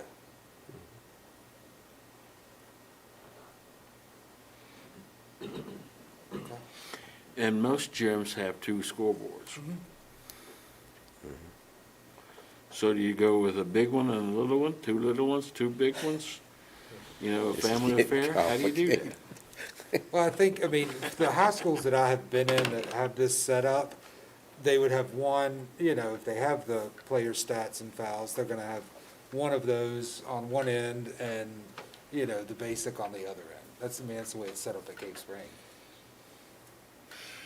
So, look, we're not looking to take any action today. I just wanna give Chris a next step. one thing to think about, if I may, would be, currently, as a division, we've not really, done much funding of these. So if we said, for example, for the case of basketball, I already said this, we'll do the basic. If you want to do something above that, you can get a corporate sponsor or whatever to do that. That would be doing a lot more than you're currently doing. So that's just something to think about in terms of Uh-huh. the starting point. And the basic was, and the upgrade was? What'd you say they were? The cost, Oh, are we talking about the basketball? Basketball. The basketball, the basic was $8,000 or $9,000, and then the other one was $13,000. Okay, so It's about $5,000 difference, 4 to 5, roughly, give or take. Okay. Is this something that needs to be done now, currently? Can we circle back to this at the next board or work session? I don't see why we couldn't circle back. Yes, sir. Yes, sir. Softball season's, in the spring. These do not seem to have long lead times like everything else does right now. Can we squeeze, the one at Hidden Valley that, that they're constantly working on, can we get through basketball season with the existing one, Chris? That would be a good question. I need to probably talk to Brad from Time Technologies to find that out. Okay, So I will ask him first thing in the morning. gotcha. Okay, all right. Thank you, Chris. All right, so we'll get into another inventory, this bleacher inventory. I'm not taking a month off ever again. Let's see here. Oh, go ahead. Okay. Basically, what we wanted to do here was give you, we have we have had our bleachers inspected at every high school and middle school last year, the 2021 year. And this report here shows you which ones passed and which ones needed service. There were some questions about whether we were actually getting these inspected and whether we were repairing them and making sure that we had safe bleachers for everyone of our spectators, fans, things like that. So this inspection report that this company by the name of FaciliServe did, they inspected all of our bleachers and everything in the green, passed their inspection. Anything in yellow needed a service, and our maintenance staff was able to address what was needed in those services. Mostly, it was replacing all end caps and fasteners and bolts. It's basically just going out with your toolbox and doing some general maintenance. Like I said, tightening bolts, lubricating, things like that. The ones that you see in orange are ones that we are right now trying to address because they're costing us a little bit of money out of our maintenance budget. For instance, the K-Spring Haskell track needed some wooden boards need to be replaced on those out there, and so we're looking at $2,500. So we're taking care of that out of maintenance, but it just hasn't been completed yet. That's why it's in orange. One of the Hidden Valley High School gym, obviously those bleachers are 20 years old now. We're having some issues with the wheels where they come in, where the bleachers come in and out off of the wall. And for the main gym, we're looking at $5,500 to replace those wheels, and we're trying to find them. Right now, everything about those bleachers seem to be obsolete, including the cracked seats that are in those bleachers. So if we do find replacement seats, they're probably not going to match the seats that are there already. But that's what we're trying to do right now. And then we also have the same issue in your auxiliary gym at Hidden Valley High School where the wheels need to be replaced, and those are about $3,000. So our maintenance department's working on trying to find those parts and replace them and get them fixed. They're still functional. It's just our maintenance department has to go over just about every time they roll them in or out. Hidden Valley Middle School main gym, backstops, divider, curtain. They told us we needed service on those, but to be honest with you, when we went out there, we just couldn't figure out what they wanted. So we're trying to find out exactly what they want. We couldn't find anything loose or anything broke, and that same goes for the other ones in the white, except for the Williamsburg Middle School main gym. That was all performed and done. So that's just a list of where we're at now. We do have one issue, three issues. Williamsburg High School baseball bleachers up at the top of the hill there. We're having a lot of issues with those. They're not meeting code, and we do feel like that it's going to be better and less expensive to replace those bleachers than to get them fixed. Because to get them fixed means bringing welders in and crossbars, and there's a lot of work that needs to go into it. There's some gaps that are not up to current code right now on those bleachers. We put just a placeholder of $20,000 there though, but that's a big number. We're not exactly for sure how much seating they need. The current bleachers seat about 25 or 30 people, but we don't think anyone actually really even sits in the bleachers. We think they go up there with their lawn chairs and sit. So we may be able to do something for in that $5,000 to $6,000 range to put a set of bleachers back up there and get these out because they're unsafe. But we are planning on removing these before baseball season, just so we're aware. And then the only other request I had when it came to bleachers was Northside High School and Hidden Valley High School. Neither one of their tennis courts have bleachers. And they both requested to have some bleachers to seat 25 to 50 people. And I'm looking at about $5,000 is what I found on Google to buy some bleachers. So again, that's something I may need to come back to you and request funding for because it's something that we don't purchase bleachers out of our maintenance budget. We're going to fix them, but I don't think we could afford to start replacing them out of our budget. He can't just be happy with new tennis courts, can he? I know it. We're gonna need a lot of seating. Do we need 50 people? I mean, do 50 people go to a tennis match? I don't. I mean, come on. I mean, When there's Ken only and I, 6 people.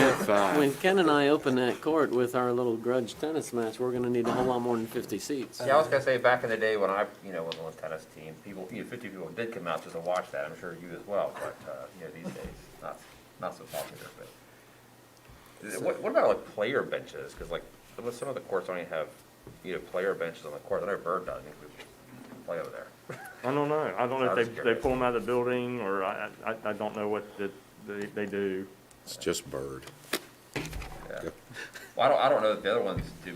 Case Spring does, but I think back in the day, that's because I think we bought that out of the tennis fund, so it's just, it just depends.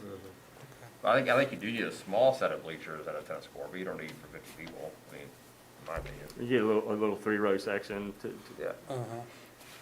Because, I mean, a lot of people these days, I mean, they do bring their own chairs. Right. So, you know, do we have the adequate flat spacing around it? Built you a bank to put the people on. You know? Anyway, I didn't want to get too detailed, but I just did want you to see that, you know, we do this, this company does our inspections every 2 years. And so, The only question I have related to that is, and I know it's probably Northside, and does Glenver they have the concrete yes, sir. stadiums too, or the concrete? Yeah, we got. They passed? Yes, they have an engineer inspects them once a year. I mean, you can see holes through ours, I know, Still chips meet and code and cracks. still pass, yes, structural, yes, sir. The concrete, Yeah, yeah, that's what we got at Boulder. it's a wonder somebody doesn't get hit in the head underneath. Under the stadium, outside, Yeah. home side. Thank you, What's- Chris. Oh, you got One thing you brought up, Chris, that you said it's a safety issue at Bird. I The mean, bleachers up at the baseball field. Yeah, Yes, sir. I mean, that, you know, somebody's, We're taking them out, Mr. Ray. We're removing them before the season. okay. Yes, sir. They're up there on that hill, so it's gonna be a little bit of a job, but we have a crew that can do it. Awesome. Thank you, Chris. Everybody good on that? Appreciate the update on that. So, all right, now we'll go to field and tennis court renovation update. Okay. Tennis courts, Northside High School is the one he's working on now. He has it compacted and graded. They're going to trench in the electric for the lights either tomorrow or sometime this week. Paving is scheduled to come in as soon as they get their trenching done. The paving company, what I was told, is their plant is 2 or 3 miles away, so they're going to be able to come in and get it paved and get it done quickly. They're waiting for AEP to come help set the service, but they got that request in earlier this week. So they have their work orders for AEP for all of the tennis courts that are getting lights. We did them all at once. I have a question, Chris. Yep. Are they increasing the number of courts at Northside? No, sir. No, sir. How many is it gonna be, 4? It's still 4 courts, but what we decided when we were doing these tennis court renovations, we want to make sure that they were all I almost say legal, because that's not right, oriented correctly. Correct. And they were oriented incorrectly at the time. So the reason why it looks wider now is because you took 4 courts stacked beside each other and you turned them and you went 2 stacks of 2. Right. I noticed that there was a lot more space being excavated than was included in the We previous. felt like if we're gonna do it, if we're gonna spend that kind of money on it, we better do it Well, right. I think I'm not complaining, I'm thinking you're doing the right thing. I had a little heartburn about taking that little parking lot out because you always hate losing the little parking lot, you know, but we'll fix something out over there for some That could be a parking. tennis boosters club thing, could park cars there in football season. Okay, so that's where we're at on tennis courts right now. The others haven't gotten worked on yet, but they are gonna start the AEP work for the lights at those others here as soon as AEP gets rolling.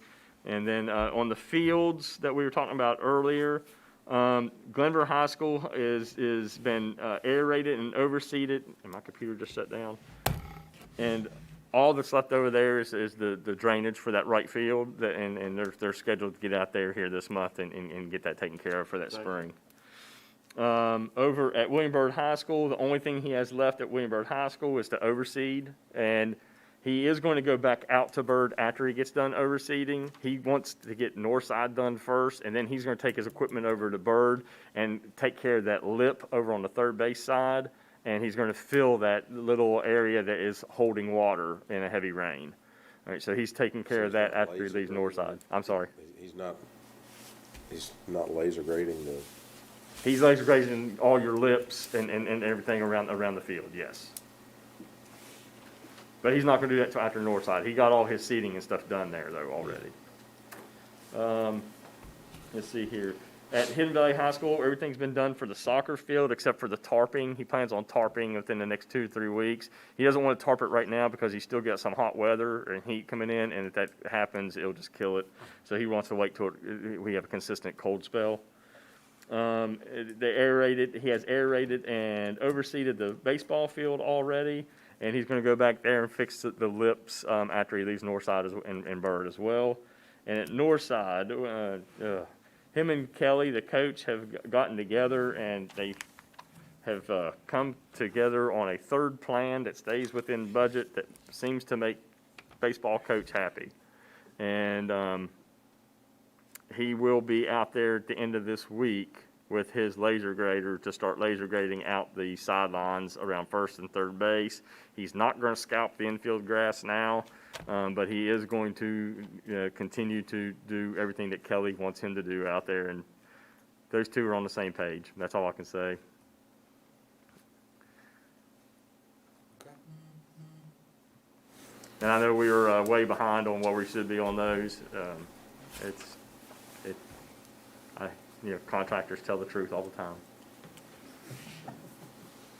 All right, thank you, Chris. Let's move on to give us an update on William Byrd. Yeah, I'm gonna let Harley do that because I missed the meeting and I'm tired, and he can give you, I missed the progress meeting last week, so I'll let him give that to you. All right. Welcome, Harley. How are you? Doing well. Good. Well, thank you, Mr. Chairman. In short, the project is going on. It's moving. As we identified several weeks back, supply chain issues seem to be the one item that they're struggling with. Now, that struggle has led them to, starting this week and next week, the items that they've ordered and have been waiting on for some time, which include sheet vinyl, flooring products, ceramic tile, door frames, drywall, windows, and doors, are going to begin arriving, as I said, later this week and next week, which will help them get things back where they need to be. The casework has a longer lead time, so that's looking more like January before that's going to arrive. The room furniture is the one item that's really been working on a schedule, is to start arriving November the 10th. So Chris has been working with Mike Kaufman and Stuff that comes from Germany is gonna be here on time. yeah. But so we're getting Conex containers in place so that furniture can be stored on site, so that and the furniture company is responsible for putting that furniture into the space. So that's where we are. What Avis has had to do is to readjust their schedule and their focus so that they're still staying busy. They are still working on different components of the project, just not in the order that they had really wanted to, but they're trying to keep their subcontractors that are there working, moving in a positive direction. Otherwise, if they lose them, then it may be 3, 4, 5 months before they can get them back. I'm sorry, 3, 4, 5 weeks before they can get them back. And so they're trying not to lose any time, knowing that these supply chain issues have created a hiccup. So one of the things that has been a change is we should be moving into that first phase this month. Well, we're not going to be able to do that. And you're aware of that. And just as a reminder why, we're looking at doors not being available until the end of December, January. So we obviously cannot put students in classrooms without doors. Windows are not there yet either, but windows we can work around on weekends, so that's not that big of a deal. But once the doors get there and we can get the doors hung and the cores in, then we can go ahead and move students into the classrooms and come back and do that other work, casework and windows behind when they're not in session. But that's kind of the issue that's holding up actually moving kids back into phase 1 right now. It's not furniture or anything like that, it's doors. But something to think about, all the whole school comes all at once. So it's only going to affect phase one. So all the doors, have everything. that's right, comes for every phase all at once. So we won't have this issue in the future phases. I'm surprised you're getting the windows. That's really a huge lead time I mean, there. I think windows, I think they said mid-December or so, they're still out there, but doors is the big hang-up right now. Right. So that, not to take all your time to go through every sheet we went through, but those are the big items that, once they get them on hand, they are able to move ahead. And like I said, they were able to keep their subcontractors active even on the different phases so that they're still on site. And once their component is ready, then they're ready to move ahead. Thank you. Mr. Chairman? Yes, sir.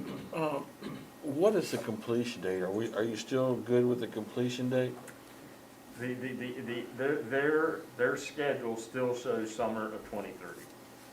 So yes, we're still on, initially it was December 22, January 23. But then when we had the issue between that October and the signing of the contract with the pricing going up and lead times, that schedule pushed out to summer 23, and it's still sitting there right now. All right. Thank you, guys. Thank you. Fingers crossed. All right, 3.8, we got impact of potential salary adjustments. Mrs. Peterson, Mr. Bradshaw, and Mrs. Huffman, welcome. Give a lot of paper today, shit.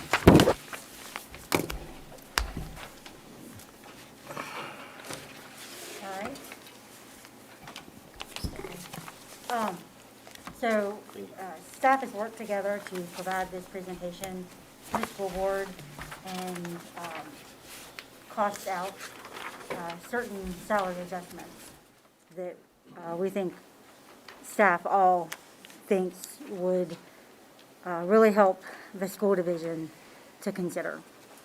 Can I jump in just real quick? So a lot of this discussion in terms of looking at these particular positions arises out of when we increased the rate for substitute teachers as well as substitute instructional assistants. We knew in trying to sort of put out that fire as soon as possible, which has all kinds of ripple effects, that we had a handful of positions that you could be a substitute teacher or IA and actually make more per hour than the full-time people were making. So what they're getting ready to present is an attempt to try to address those concerns.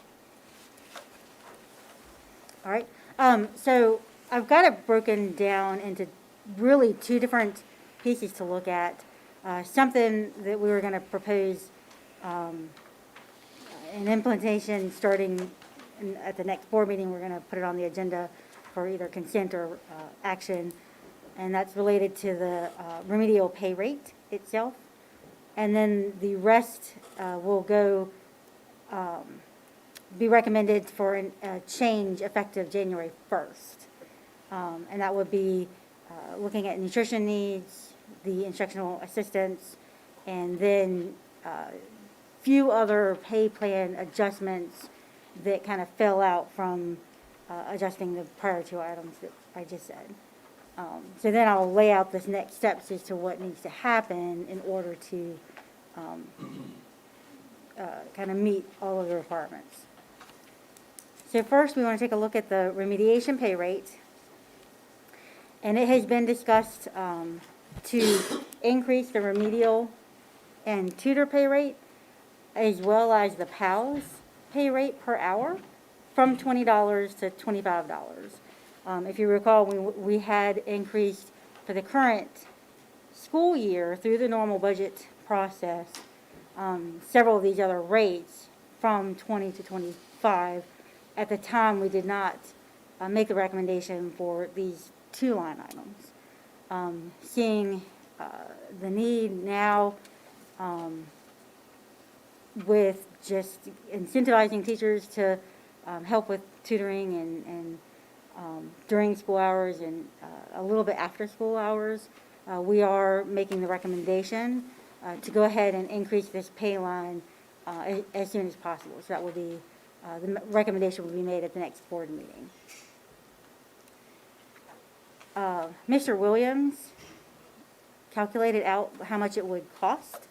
And based on, I think it was 9,211 hours that he allocates every school year to the different schools for remediation from his budget, he has calculated that the impact on his budget would be, for the rest of this year, approximately $34,704. And then an ongoing increase of those hours of $49,578. What this means is he will not reduce the number of hours. We just needed extra funds in order to continue the same hours that he has been providing in the past. Now, he's taken a look at his budget. Mr. Williams can afford $16,220. And we had already put into the ESSER 3 grant $18,484 that can be applied towards this. So between the two of those items, we do see a net zero effect in the current year to be able to provide this option for our employees. Also, in speaking with Ms. Hogan and Mr. Riley on the other areas, including the PALs and other remediation grants that we provided out of Algebra Readiness, the Title I grant, they all feel like they have enough funds in their grant right now between prior year carryover grants and going forward that they could absorb that for right now. And so there would be no other net effect. A third little factor to think about is later on in the next board item, I will be discussing some new opportunities for applying for additional unaddressed learning loss needs. And we can throw some additional requests in to cover this as well. And so that's how I would suspect we could fund the increase next year rather than going through the regular budget process. If we can get that grant approved by the Virginia Department of Education, then we could pay for his increase probably for the next 2 or 3 years, right, until the grant goes out in 2024. So 2 more years after this year in that grant. So that's kind of how we can see the going forward. But then at some point, we are going to have to look at during the normal budgeting process, providing additional funds to Mr. Williams in his department of just under $50,000. Just some additional context, and before any questions you all have, and correct me if I'm wrong, but we did pay temporarily over the summer the $25 an hour rate because we knew that time was crucial and we didn't want to take any chances that we couldn't attract enough people to work the summer programs. And so we did pay that additional amount over the summer. We're just wanting to, given the success of that, increase that for now. That'll help sort of offset, what people, the tug people, some people are feeling, well, I could be substituting and make $4 per hour versus meeting this need. So there's that. Plus, we do have some additional, holes to fill in terms of attracting people into these positions, and so we believe that this increase in the hourly rate will help with that. Did I understand you say that it would go through 2024, possibly? Correct. The ARPA grant ends September 2024. Okay. So there'll be enough funds until 2025 when we would have to look at. You could use it at the beginning of 2025. Okay. Mr. Chairman? I had a meeting with Stephanie last week, and we kind of talked about the summer program, and I'm glad you brought it up. That funding that we had there, did attract good teachers to the positions that we were looking for. And one of the things that she and I were talking about was they're in the process now, the directors and Mr. Williams in assessment are having meetings with our principals to review their first 9-week data. And the question that I shared with her might be, you know, those students, and we had an unusually large number of students enrolled in elementary summer school. You know, we're 9 weeks into the school year. Are we seeing any growth over that period of time between summer and the end of the first 9 weeks with those students that participated in our program? I think it really goes back to the point that you're trying to make, Mr. Greenway, with regard to, you know, we need the money, but we also need, you know, the plan and the adjustments in the plan so that we're seeing progress. You know, it's not enough to have $1 million. You know, what are we going to do as a plan, and how are we going to work that plan so that we can see that the students that we really want to focus on, there are students we really want to focus on, are in fact, you know, getting it.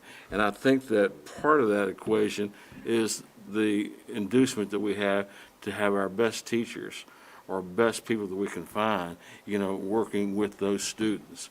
It boils down to the smaller the unit size, whether it's one-on-one, small group, whatever.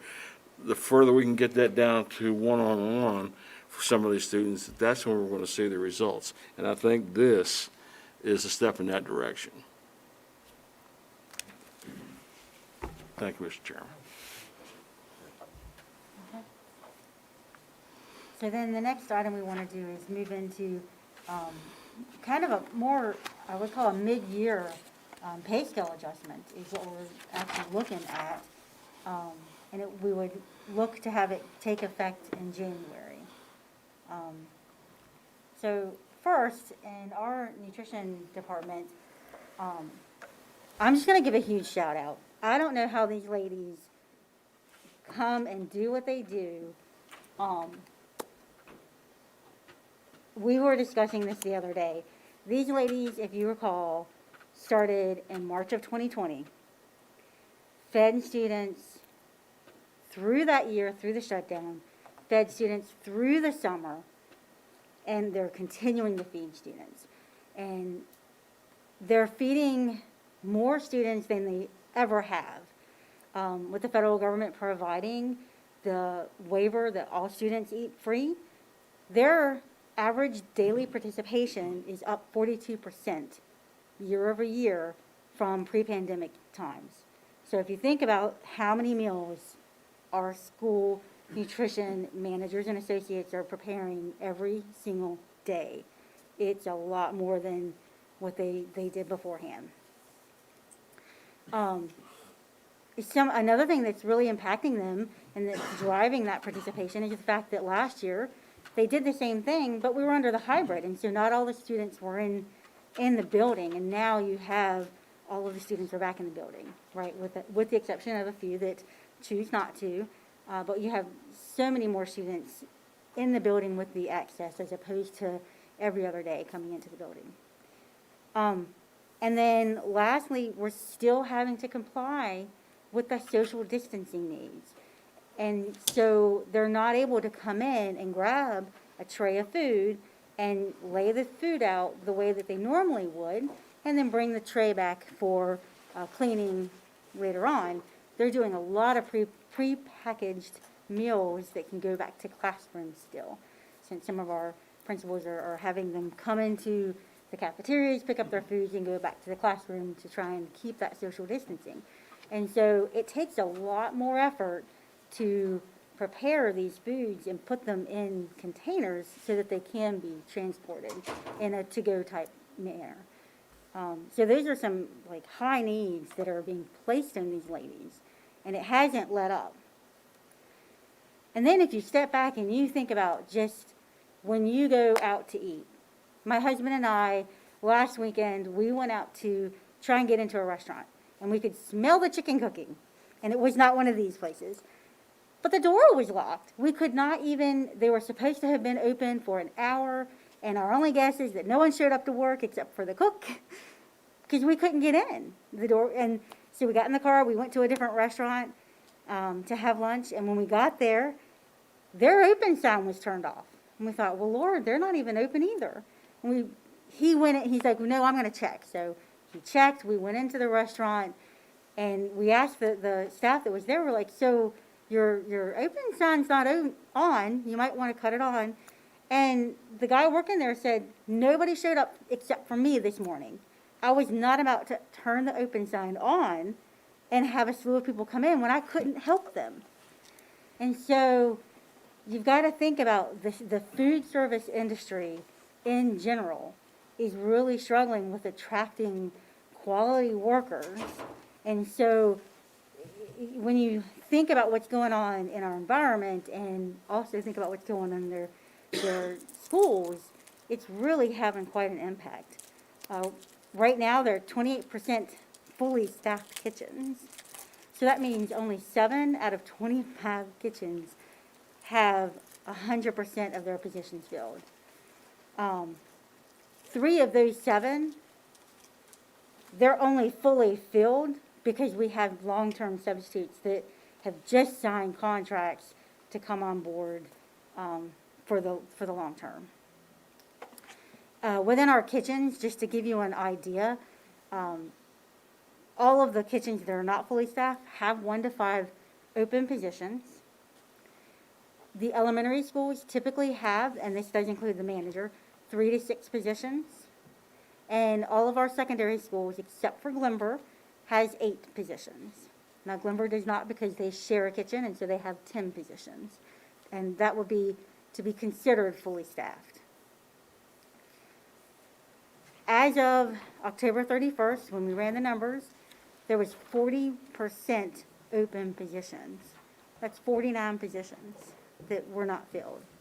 Now, they did have 7 substitutes because they have a policy with the environment that we're in. They see their turnover rate is such that people are leaving quicker than they can get replacements in.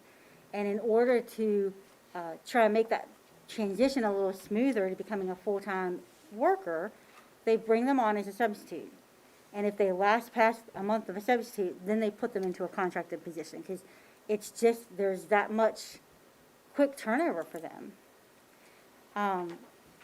And then even when you look at the positions that are filled, they have a high attendance, non-attendance rate issue. They have a lot of absences. And so if you think about, they said on average they see about 7 absences a day. And so when you look at, they have only 73 filled positions, that's almost a 10% rate. So then if you start to then step back and think about how small our kitchens are and how tightly our ladies are going to have to work together, they do their best to social distance, but I mean, they are in a confined area, right? And if they happen to be exposed to the COVID and they have to be quarantined, if multiple staff members in that kitchen have to be quarantined, that can cause significant issues for us. And so I say all of this just to lay the foundation that our kitchens, they have wonderful staff, but they're really struggling. And they've been struggling since March of 2020. And so what we're doing is bringing a plan to you guys to try and attract more and keep the ones that we have.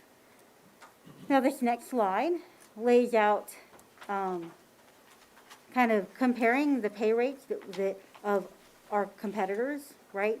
So at the other local school divisions, and let me just say this up front, the other school divisions on here pay benefits. We do not currently pay benefits, and so their rate per hours are going to be lower since they do pay the full-time benefits to even the part-time workers. So you can see the other schools are kind of at the, I don't know, between the 11 and 9.50 and 11 range starting point. But I'll be honest, that's not really our true competition. Like if you look at the slide, it kind of gets bigger as you go down the slide. The middle part are 2 school divisions that use contracted services. So that's where they're kind of separated a little bit there. But then the bottom group, those companies at the bottom, that's who we're really competing with. If I recall correctly, Ms. Huffman, we lost maybe 2 employees to Sheetz and maybe 1 to Chick-fil-A. So it is reality that we are losing our companies to our employees to these companies that are paying higher dollars. So what Ms. Huffman and her staff have done, working with Mr. Bradshaw and his team, is take a look at what is the best solution for them at this point in time. Currently, our nutrition associates are on the pay grade A11, and our managers are on a B22. And so if you can see the starting salaries are $1106 for the nutrition associates, and for the managers, it's $1536. If we just take both groups and move them 1 grade, so you're moving, or I guess 2 grades for the associates and 1 grade for the managers, then your beginning pay rate for your nutrition associates is $1430. And for your managers, it will be $1718. So we costed this out, and we compared the rates that they're paying right now for January through the end of the year, and we also costed it out based on this new pay scale, if we were to implement it, for the same time period. So we had exactly apples to apples. And in costing that out, for the remainder of this current year, it would cost $294,698 in order to fund it currently. Now, if you step back and think about it, what we're recommending is a entire pay scale shift, which would be recurring. And so then I felt it would be remiss if I did not bring to your attention that, starting next year annually, this is going to cost us $589,386. And that will be a recurring annual cost that we would have to determine how to fund. And that would come straight from the budget. There's not a funding source for that. It would be their own operation. Right. So then on the next slide, and all of these are in your workbook. So just to clarify Mr. Greenway's point, the nutrition program is self-funded, right? Right. Well, the definition of being self-funded is that their funds cannot leave the nutrition fund. However, they may be supplemented with general fund Okay. transfers Okay. if we needed to. And they're also, currently receiving funding from the federal government for the waivered meals, right? Correct. So the point I'm making is that going forward, that may or may not continue. And that's a fairly significant amount of money. However, it's kind of offset by the fact that we've not sold any a la carte meals Right. or any pay-for meals this year.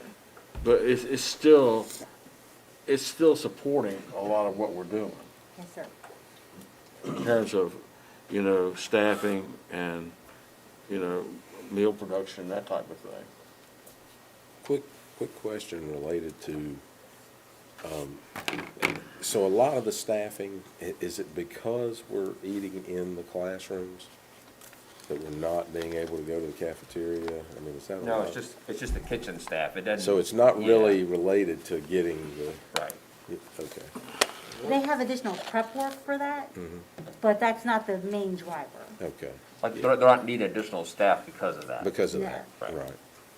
That's just having them do more work, and they're having to buy some extra supplies for that. Right. Yes, Mr. Ms.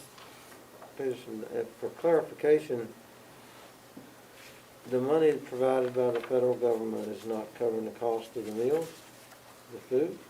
We get reimbursed by meal we count our meals, and we submit that to the federal government, and they reimburse us based on that. At the same amount? They have a higher reimbursement rate under this program than under the other program, correct? Do you know that differential? Not right off the top of my head, sorry. It's, So, to Mr. Weimer's point, we know it'll end at some point. We don't know when. We suspect it will end at some point. So, but right now, we would be at a 589 deficit that we were to cover these costs. Now, on this slide, in order to cover these costs, I have at the bottom of the slide the fiscal year 2017, 18, 19, 20, and what we're getting ready to close in 21. Those dollar amounts are the amount of revenue less expenses. So that's their surplus that nutrition has seen for the past several years. Now, if you take the average of the pre-pandemic, and I have a typo, it was supposed to be from 17 to 19 average, and then the 17 to 21 average. But the 613,465 is the average of the first 3 years. And so that, if they continue operations, and that's before the federal government changed the reimbursement Right. percentage, right? And so even before that, I would feel comfortable that they could have afforded this annual increase, because that dollar amount of average is higher than their estimated needs. Now, if you go over and include all 5 years, their average is a little less. But we've got some significant issues that happened because of COVID, flat out. So I do think that, going back to here, in 2022, they will have a surplus from the prior year in their fund of $355,867, which will be more than enough to cover this year's amount.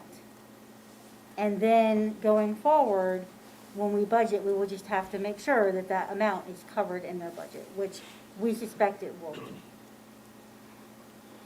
And this revised pay scale, Ms. Huffman, and you feel like that would make the difference of keeping people on the job?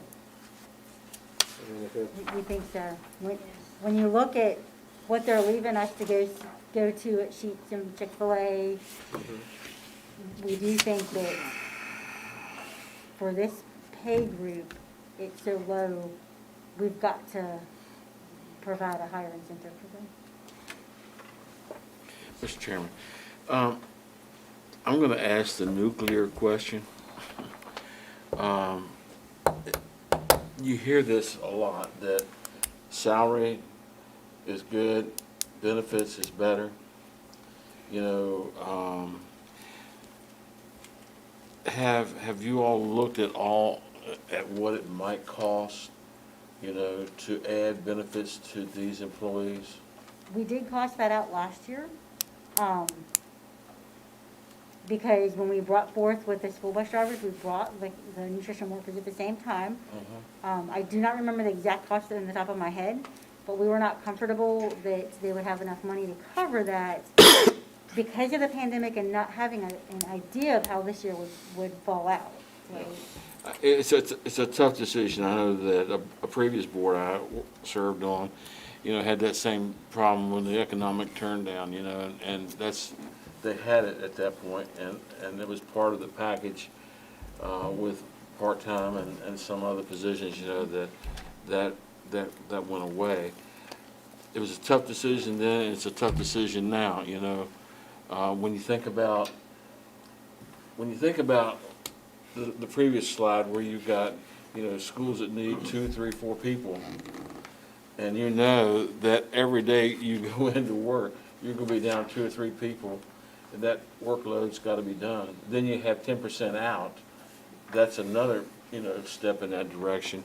Not having the workforces you need to begin with, that really, really, really makes it tough, and especially in some of the smaller schools, elementary schools in particular. I was in one in my district, a couple of weeks ago, and it was a 2-person school, and one was out, the previous day, and the manager who came to work looked frazzled, and I would be frazzled too.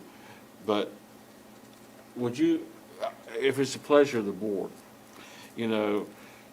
possibly look at that number and what is it relative to the staff, that we would have and want to have? Yes, I have all of that information in our budget presentation from last year, and I can bring that back to her. If it's the pleasure of the board, I don't want to tell the board what we ought to do, but, you know, benefits is one of those things that you hear from them. You know, they made a few dollars more, but they also got, you know, this. Or they made, you know, the same amount, but they got this. You know, and for some of them, it's important, you know, healthcare, you know, other things that are in there, you know, retirement, all those things, you know, are drivers. Getting it back to our drivers was huge. So I think that's another item that we add to the bucket list for the budget. Susie, can I say something? To answer your question, Mr. Weimer, we're hearing more that it's compared to the dollar rate right now per hour, because they're going to Chick-fil-A or they're going to Sheetz. That's right now. Now, I agree with you. If we could put benefits back, it would probably make a big difference in hiring, but I know what we're dealing with every day right now is the fighting of the hourly salary. So, just to put that in perspective, right now at the board, that is the hot topic for our IAs, for our nutrition people, all that stuff right now. Even for our custodians, and I know Chris will speak to that. That's where we're struggling. It's because everybody else around us have raised their hourly rate. But I definitely agree with you on benefits. You know, we didn't have the answer or a good answer then, and I'm not sure it's a good answer now, but at least looking at the numbers, you can determine if things are more possibilities now than we were faced with earlier. You know, federal grants make a lot of difference, and there weren't any federal grants, you know, 10 years ago. So it was a matter of, if you remember the discussion then, it wasn't a matter of benefits, it was a matter of which schools are going to close, you know, and that type of thing, which really is chilling if you haven't been through it. But just a number that helps us put it in perspective as to what it might be. What you're talking about there, you know, those are lower associate costs per hour, but, you know, with benefits, are they having the same kind of problem that we're having? They're still having shortages as well. I think everybody's having a problem Yes, hiring sir. everybody. I mean, you know, remember 3 or 4 months ago, everybody said, oh, when the federal unemployment goes away on September 1st, you know, staffing is just gonna be, you know, so much better. It hadn't gotten any better. So, I mean, it wasn't, you know, it hasn't come back. So, Mr. Chairman, so we looked at the substitute rate is for this year, right? Would it make sense for us to approve this for this year and then look at next year at budget time? how are we gonna? Take it back. Yeah. Well, how are you gonna take sub-pay back? Same question. Well, I So, mean, I think, you know, we've only allocated that for this year.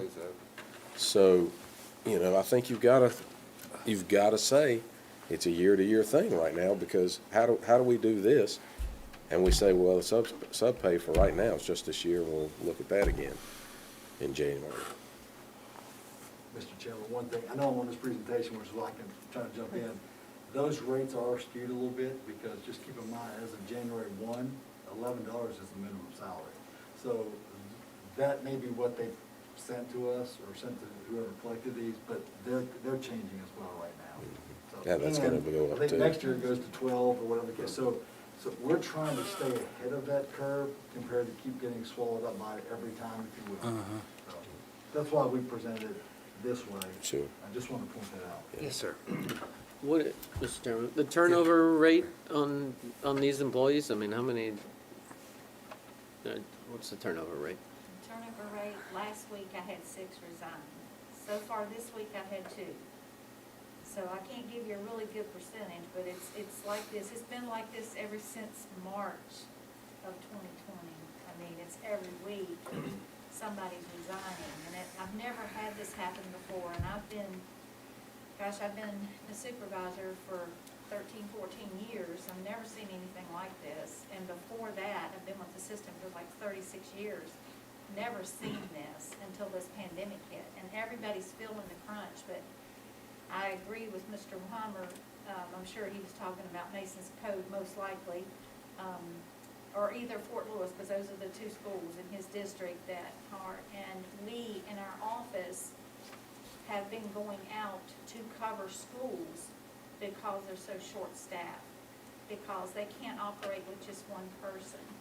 And a lot of this, just like everybody else, COVID has affected us very deeply because we have a niche with hiring mothers that have children that are school age, so if they're quarantined, they have to be out as well. And of course, a lot of our older generation just, you know, they get affected hard with COVID. So these are all the players that are involved with this. So yes, it's been more of a struggle than I think anybody anticipated. You know, we're still working well with what we're having come in, and that, you asked me about that reimbursement rate. It's about 4.25 per meal right now because the government has added that extra money, which that's normally not what we get. But yes, so that has helped subsidize, but just like everybody else, like Mr. Lowe talked about, the cost increase, the supply chain, it has been devastating, and it has been very costly. So a lot of that is getting eat up with that part of it. You know, every week we have either not the product that we need, or they're substituting something that we absolutely didn't need.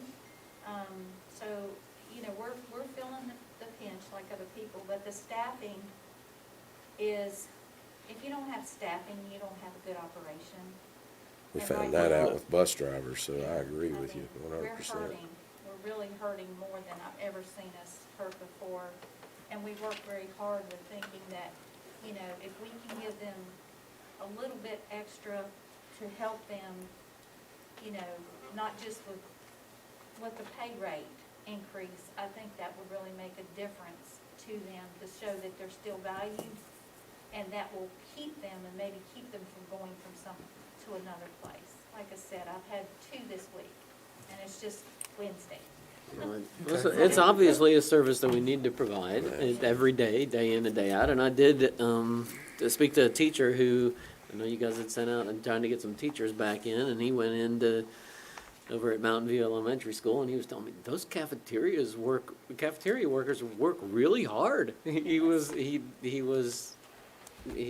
very impressed that they don't take a break. They work hard. He's like, you're getting your money's worth there. So obviously, I think this is something we need to prioritize and get done. Yes, sir. And one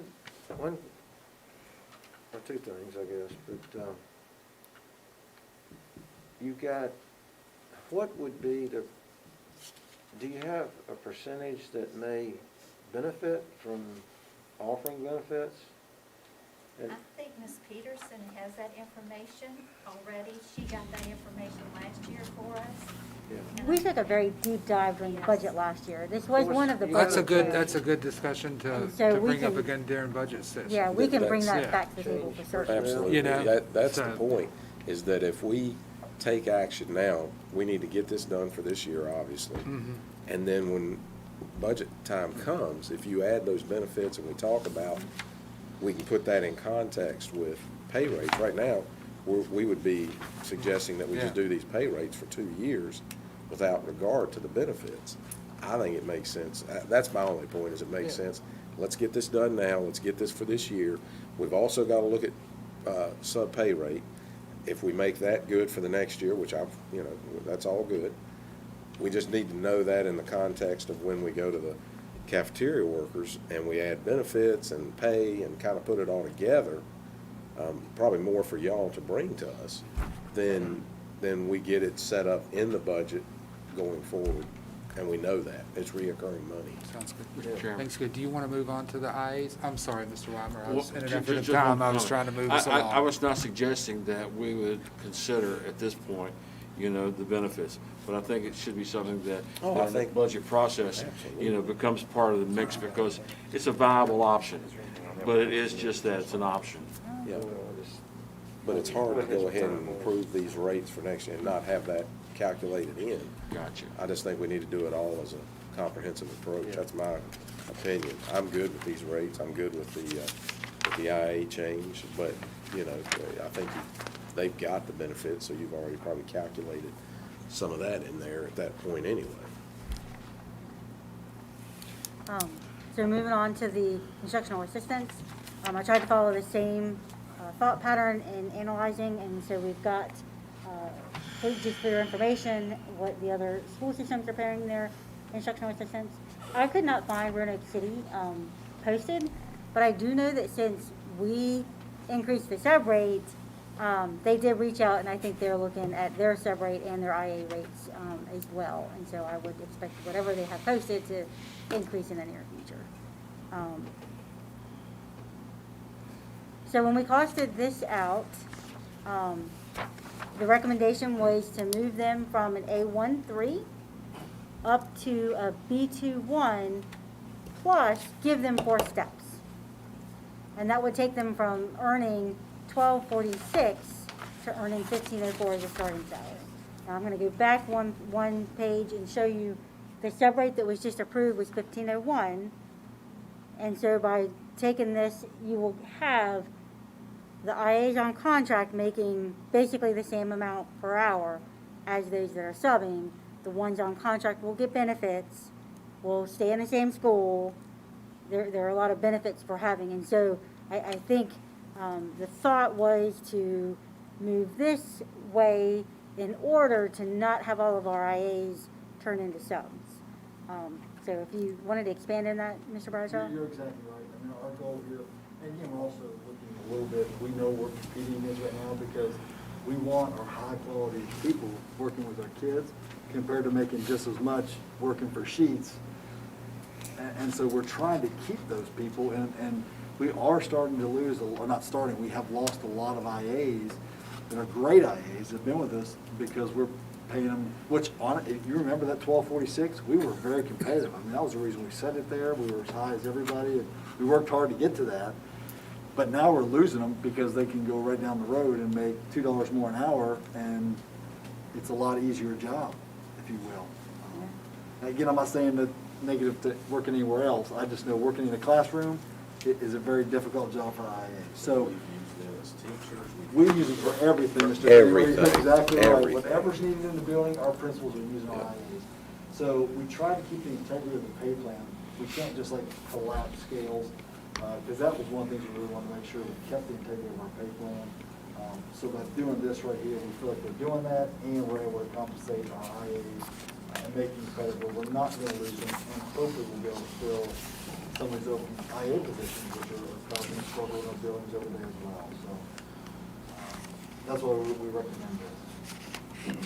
So, and one thing to note, I did break all of the positions on here are instructional assistants, but I did break it out so you can see how many we fund to the general fund and how many we fund through the grant fund.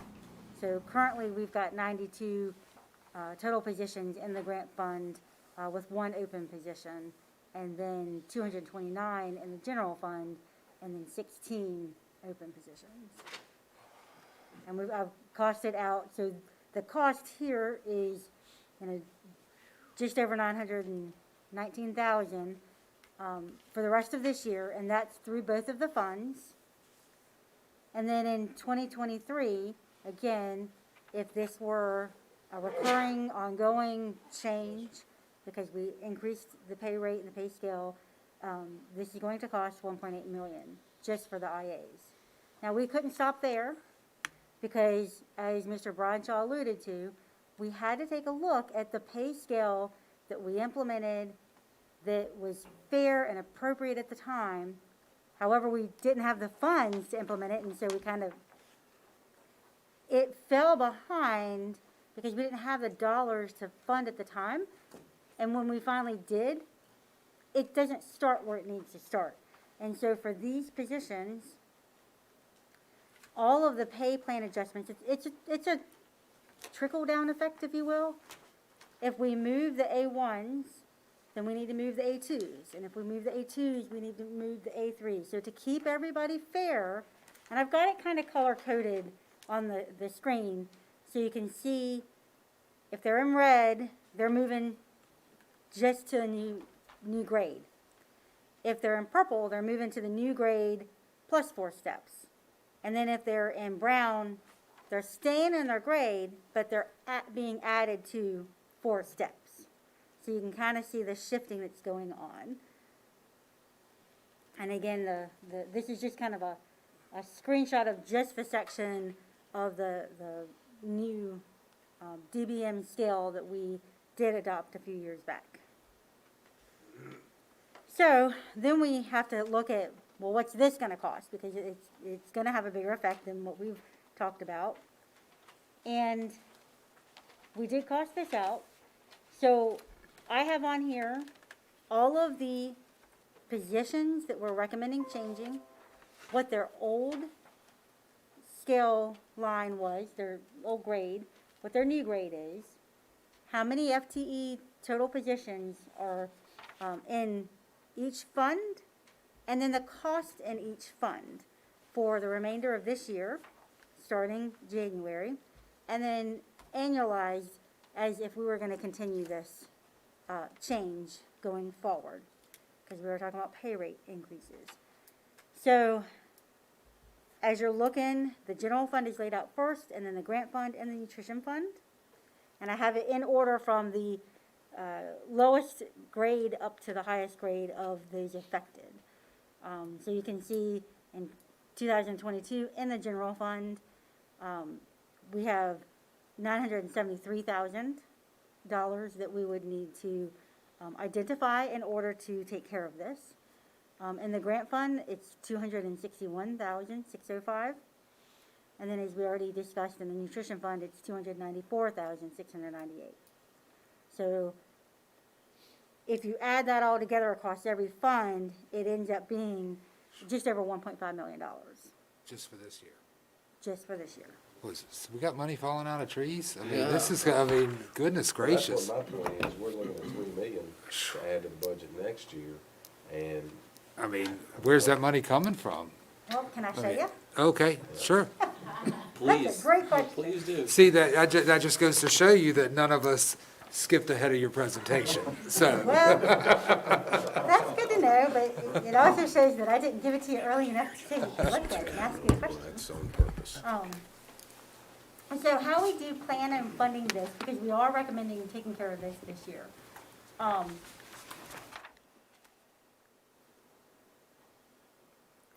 We have, as you know, I think the question was asked at the last meeting, where was our enrollment sitting at?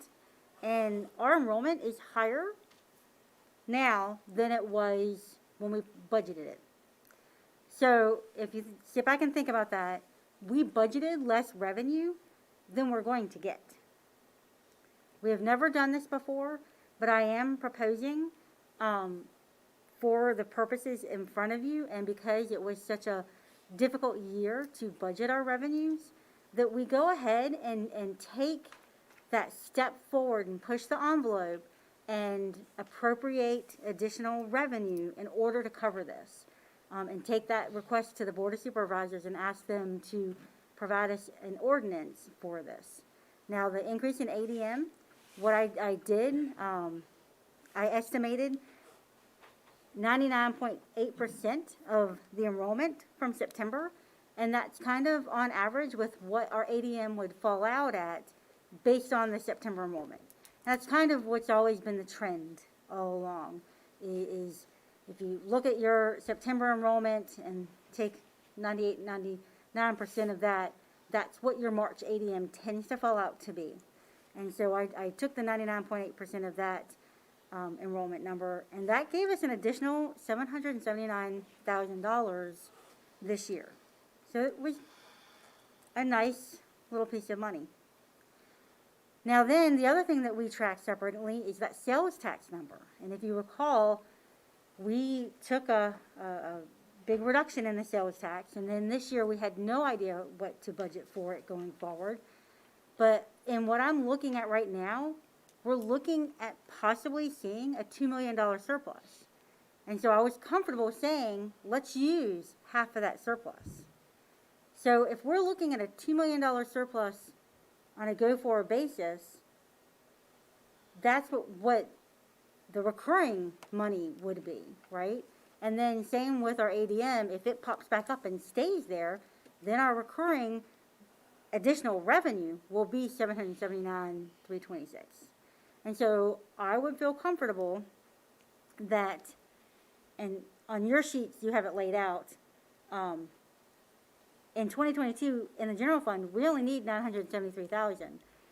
And I would feel comfortable increasing our revenue by 1.7 million to more than cover that. Then you come into the grant fund, and in speaking with the different grant managers, I'm comfortable that they can cover those costs in their grants this year and going forward, because they do have carryover amounts from prior year to use as well. Ms. Peterson, the grant fund, nutrition fund, are they all, that's separate from the general? I mean, so Correct. those three amounts would sum to 2.3, somewhere in that neighborhood? Correct, that's what the brown at the bottom of this is the addition of all three funds, but we don't typically commingle the dollars. The Okay. funds stay separate. So the 1.5 is the 973 plus the 261 plus the 294. Correct. Right. Oh, maybe That's the total of all costs for Yeah. each year. I didn't I thought you were on the I'm sorry. funding pay. I guess I'm jumping ahead, I'm sorry. Yep, So I yeah, got it, we I only got it. need, I can't point, but the blue is how much we need in Okay. each fund. So we'd be looking at 2.3 to fund 1.5. Susan, can I ask a question? Previous slide, Yes, sir. where you're talking about building operators and building managers. Are those positions that we've outsourced? These are not, these will be the positions that remained on hand. These are ones that still remain with Roanoke County. Thank you. That's correct. That's a correct. And that FTE tells us that we've got 34 combined, 26 and 8? Correct. Okay, thank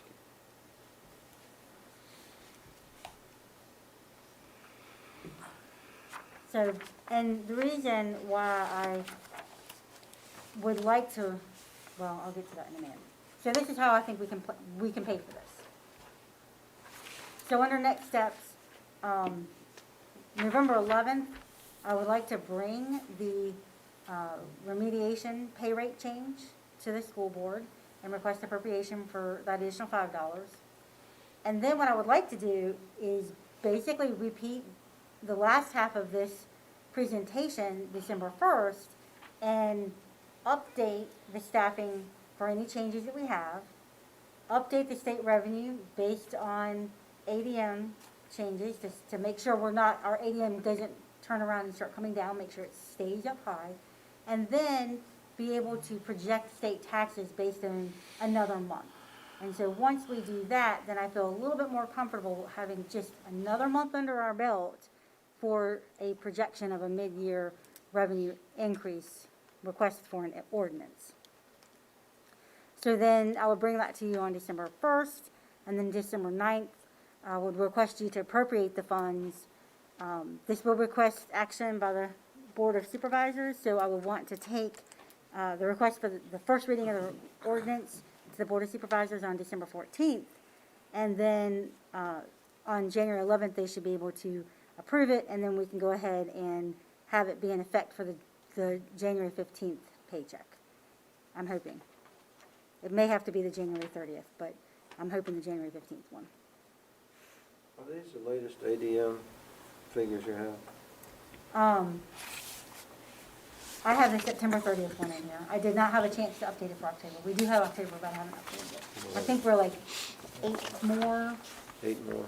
or something to that effect. So we didn't go down. We did not go down that much. Thank you, Susan. Appreciate you. All right, don't go anywhere. Do we need to make a motion to put that on to a consent agenda item, to approve that next week, Thursday? I can just put it on there. Okay. All right, you're gonna give us a COVID-19 funding summary update. No.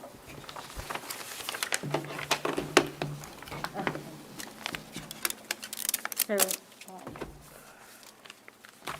there we go. So Dr. Nicely is going to bring you another book back around.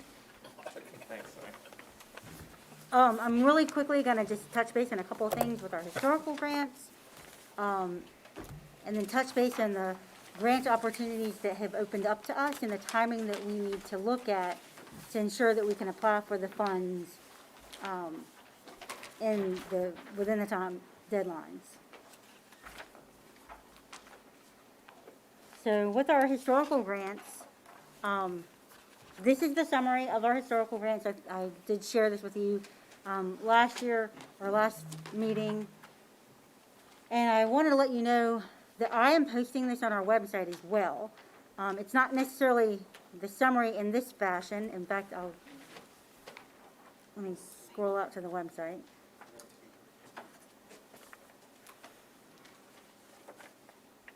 Dude, what happened? Why did I lose the screen, Chuck? Because I have it on my screen.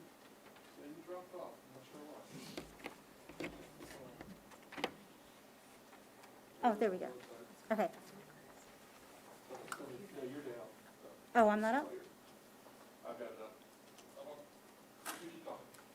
Well, but I need to show them. Come on, Chuck, I'm relying on you. So, on the website,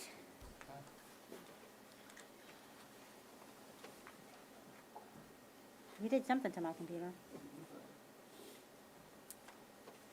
Do you have a dead stop? Do you have a dead stop?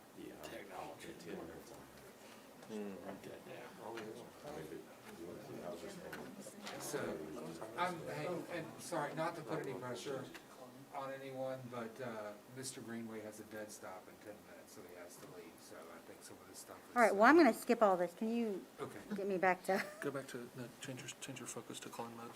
well, can we go back to duplicate. how I was? Yeah, but you're in extended desktop right now.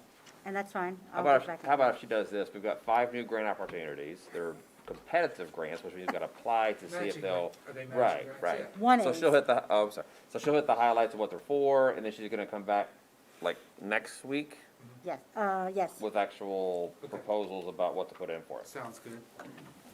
Yeah, let me get back to this. I like your I'll summary. skip the other. So, Yeah, even if we need the information and action. the first grant that we can apply for is the ARPA HVAC, and Mr. Lowe has already provided me what HVAC projects need to be addressed, and we have already identified the local match. What you will find odd is that we are allowed to use the CARES ESER 1, the CERSA ESER 2, and the ARPA ESER 3 spending as part of our match. Oh, wow. We are also allowed to use our bond-funded project at William Byrd High as part of our match. And so really, we don't have any extra cash out that hasn't already been identified for our match, which kind of really helps us access that $2.67 million. Would that mean the 1.8 we would put back into major capital? No. This is a required local match, and that is funded by the bonds. So we're just showing the federal government that our bonds are paying for that 1.8 million. Okay. It's actually, 3 million is the whole cost of the HVAC at William Byrd High, but we only needed the 1.8 to get to our local match. And because we're already spending that, we get to get money for these other things. For other stuff? Yep. So that's the matching one. So then we have 3 competitive grants. One is a summer program grant. The requirement in this one is that the summer program has to be 4 hours a day, 4 days a week, and 8 weeks in duration. So we're a little concerned about whether we'll actually get the grant funds, because we don't typically go that long. That's a long time to go. But we're going to be inventive in how we work through our application and the program that we set up. This would only be for 1 year, because we already have the next 2 summers funded under one of the other programs from the ESERs. So we're only looking to possibly fund the summer of 2024 through this grant. And I've got all the allowable expenses and everything in here, so you can take it back and read it for your bedtime reading any night you want.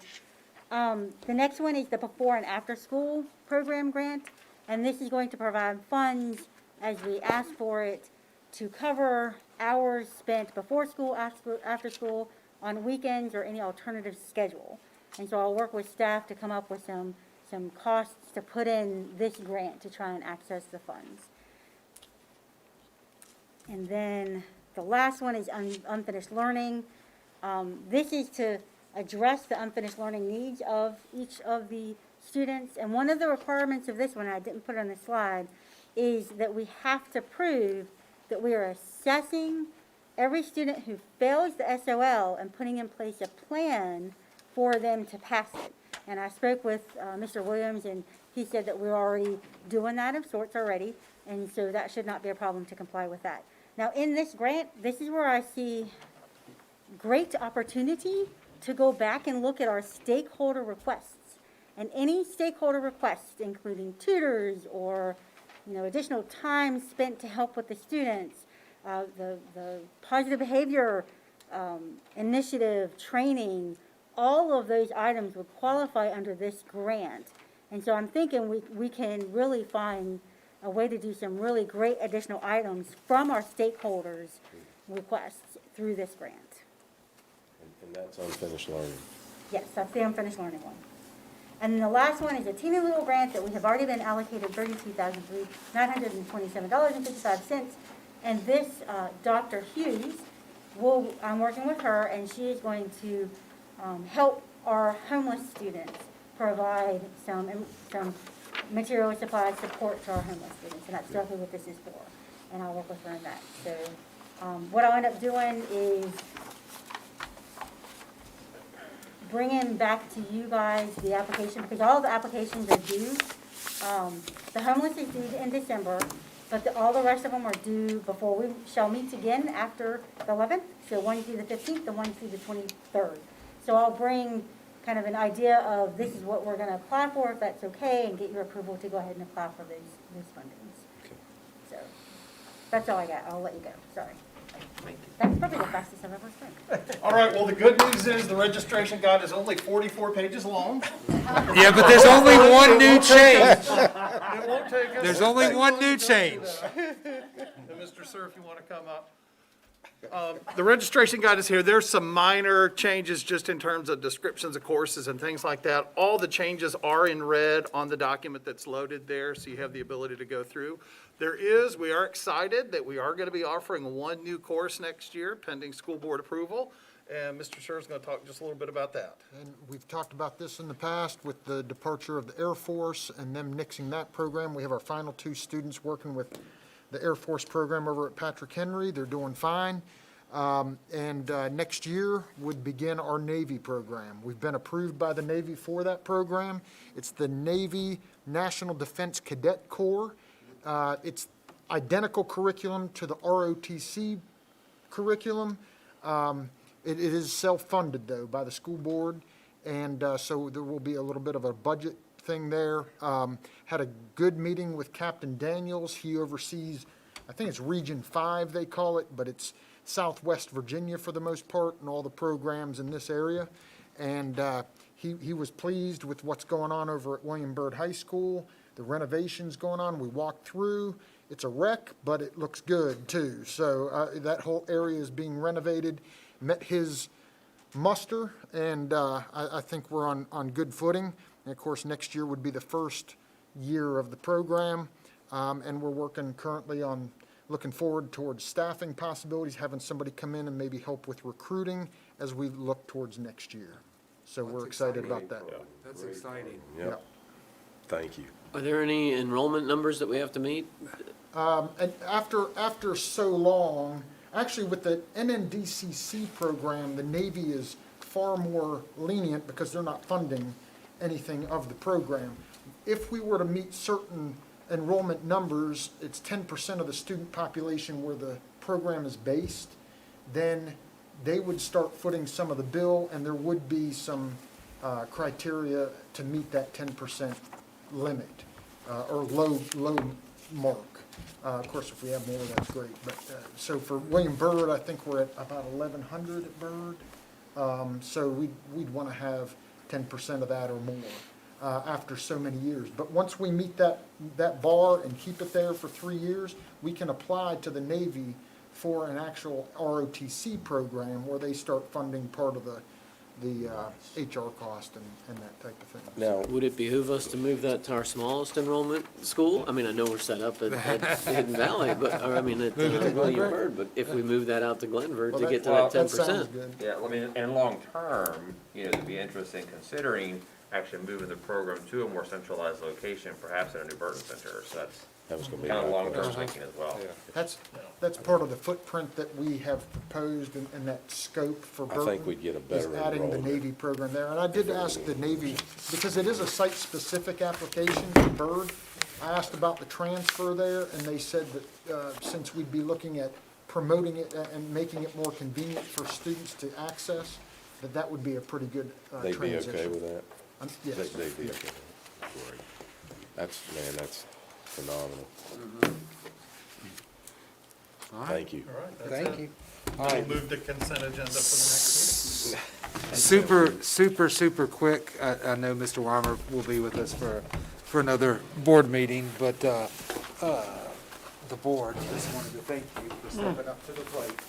So, Thank you. got you a little something, and we also had to update your plaque that you got when you left the board the first time. So we had to add your June to November 2021, so. And you took that shadow off my shoulder. So we just want to thank you for stepping up the plate, your wisdom, your knowledge, and helping us navigate, back to school, a difficult time. Good thing is we have another meeting to roast him. So, right. So I've got time. won't I'll be still any get roast. time. Well, one thing I would like to ask, we mentioned this at our previous board meeting, but November is Legislator in the Schools Month. And if we have anything planned, maybe board members can be made aware so that we can make ourselves available, to meet with the legislators and, visit some of the schools programs we want them to see and support. So if you all could if staff could give us some sort of idea about when and where, so we can possibly be there to help you. Wouldn't hurt our legislators to show up in the schools. So. Did I say that? Thank you, everybody. you Meeting did. adjourned.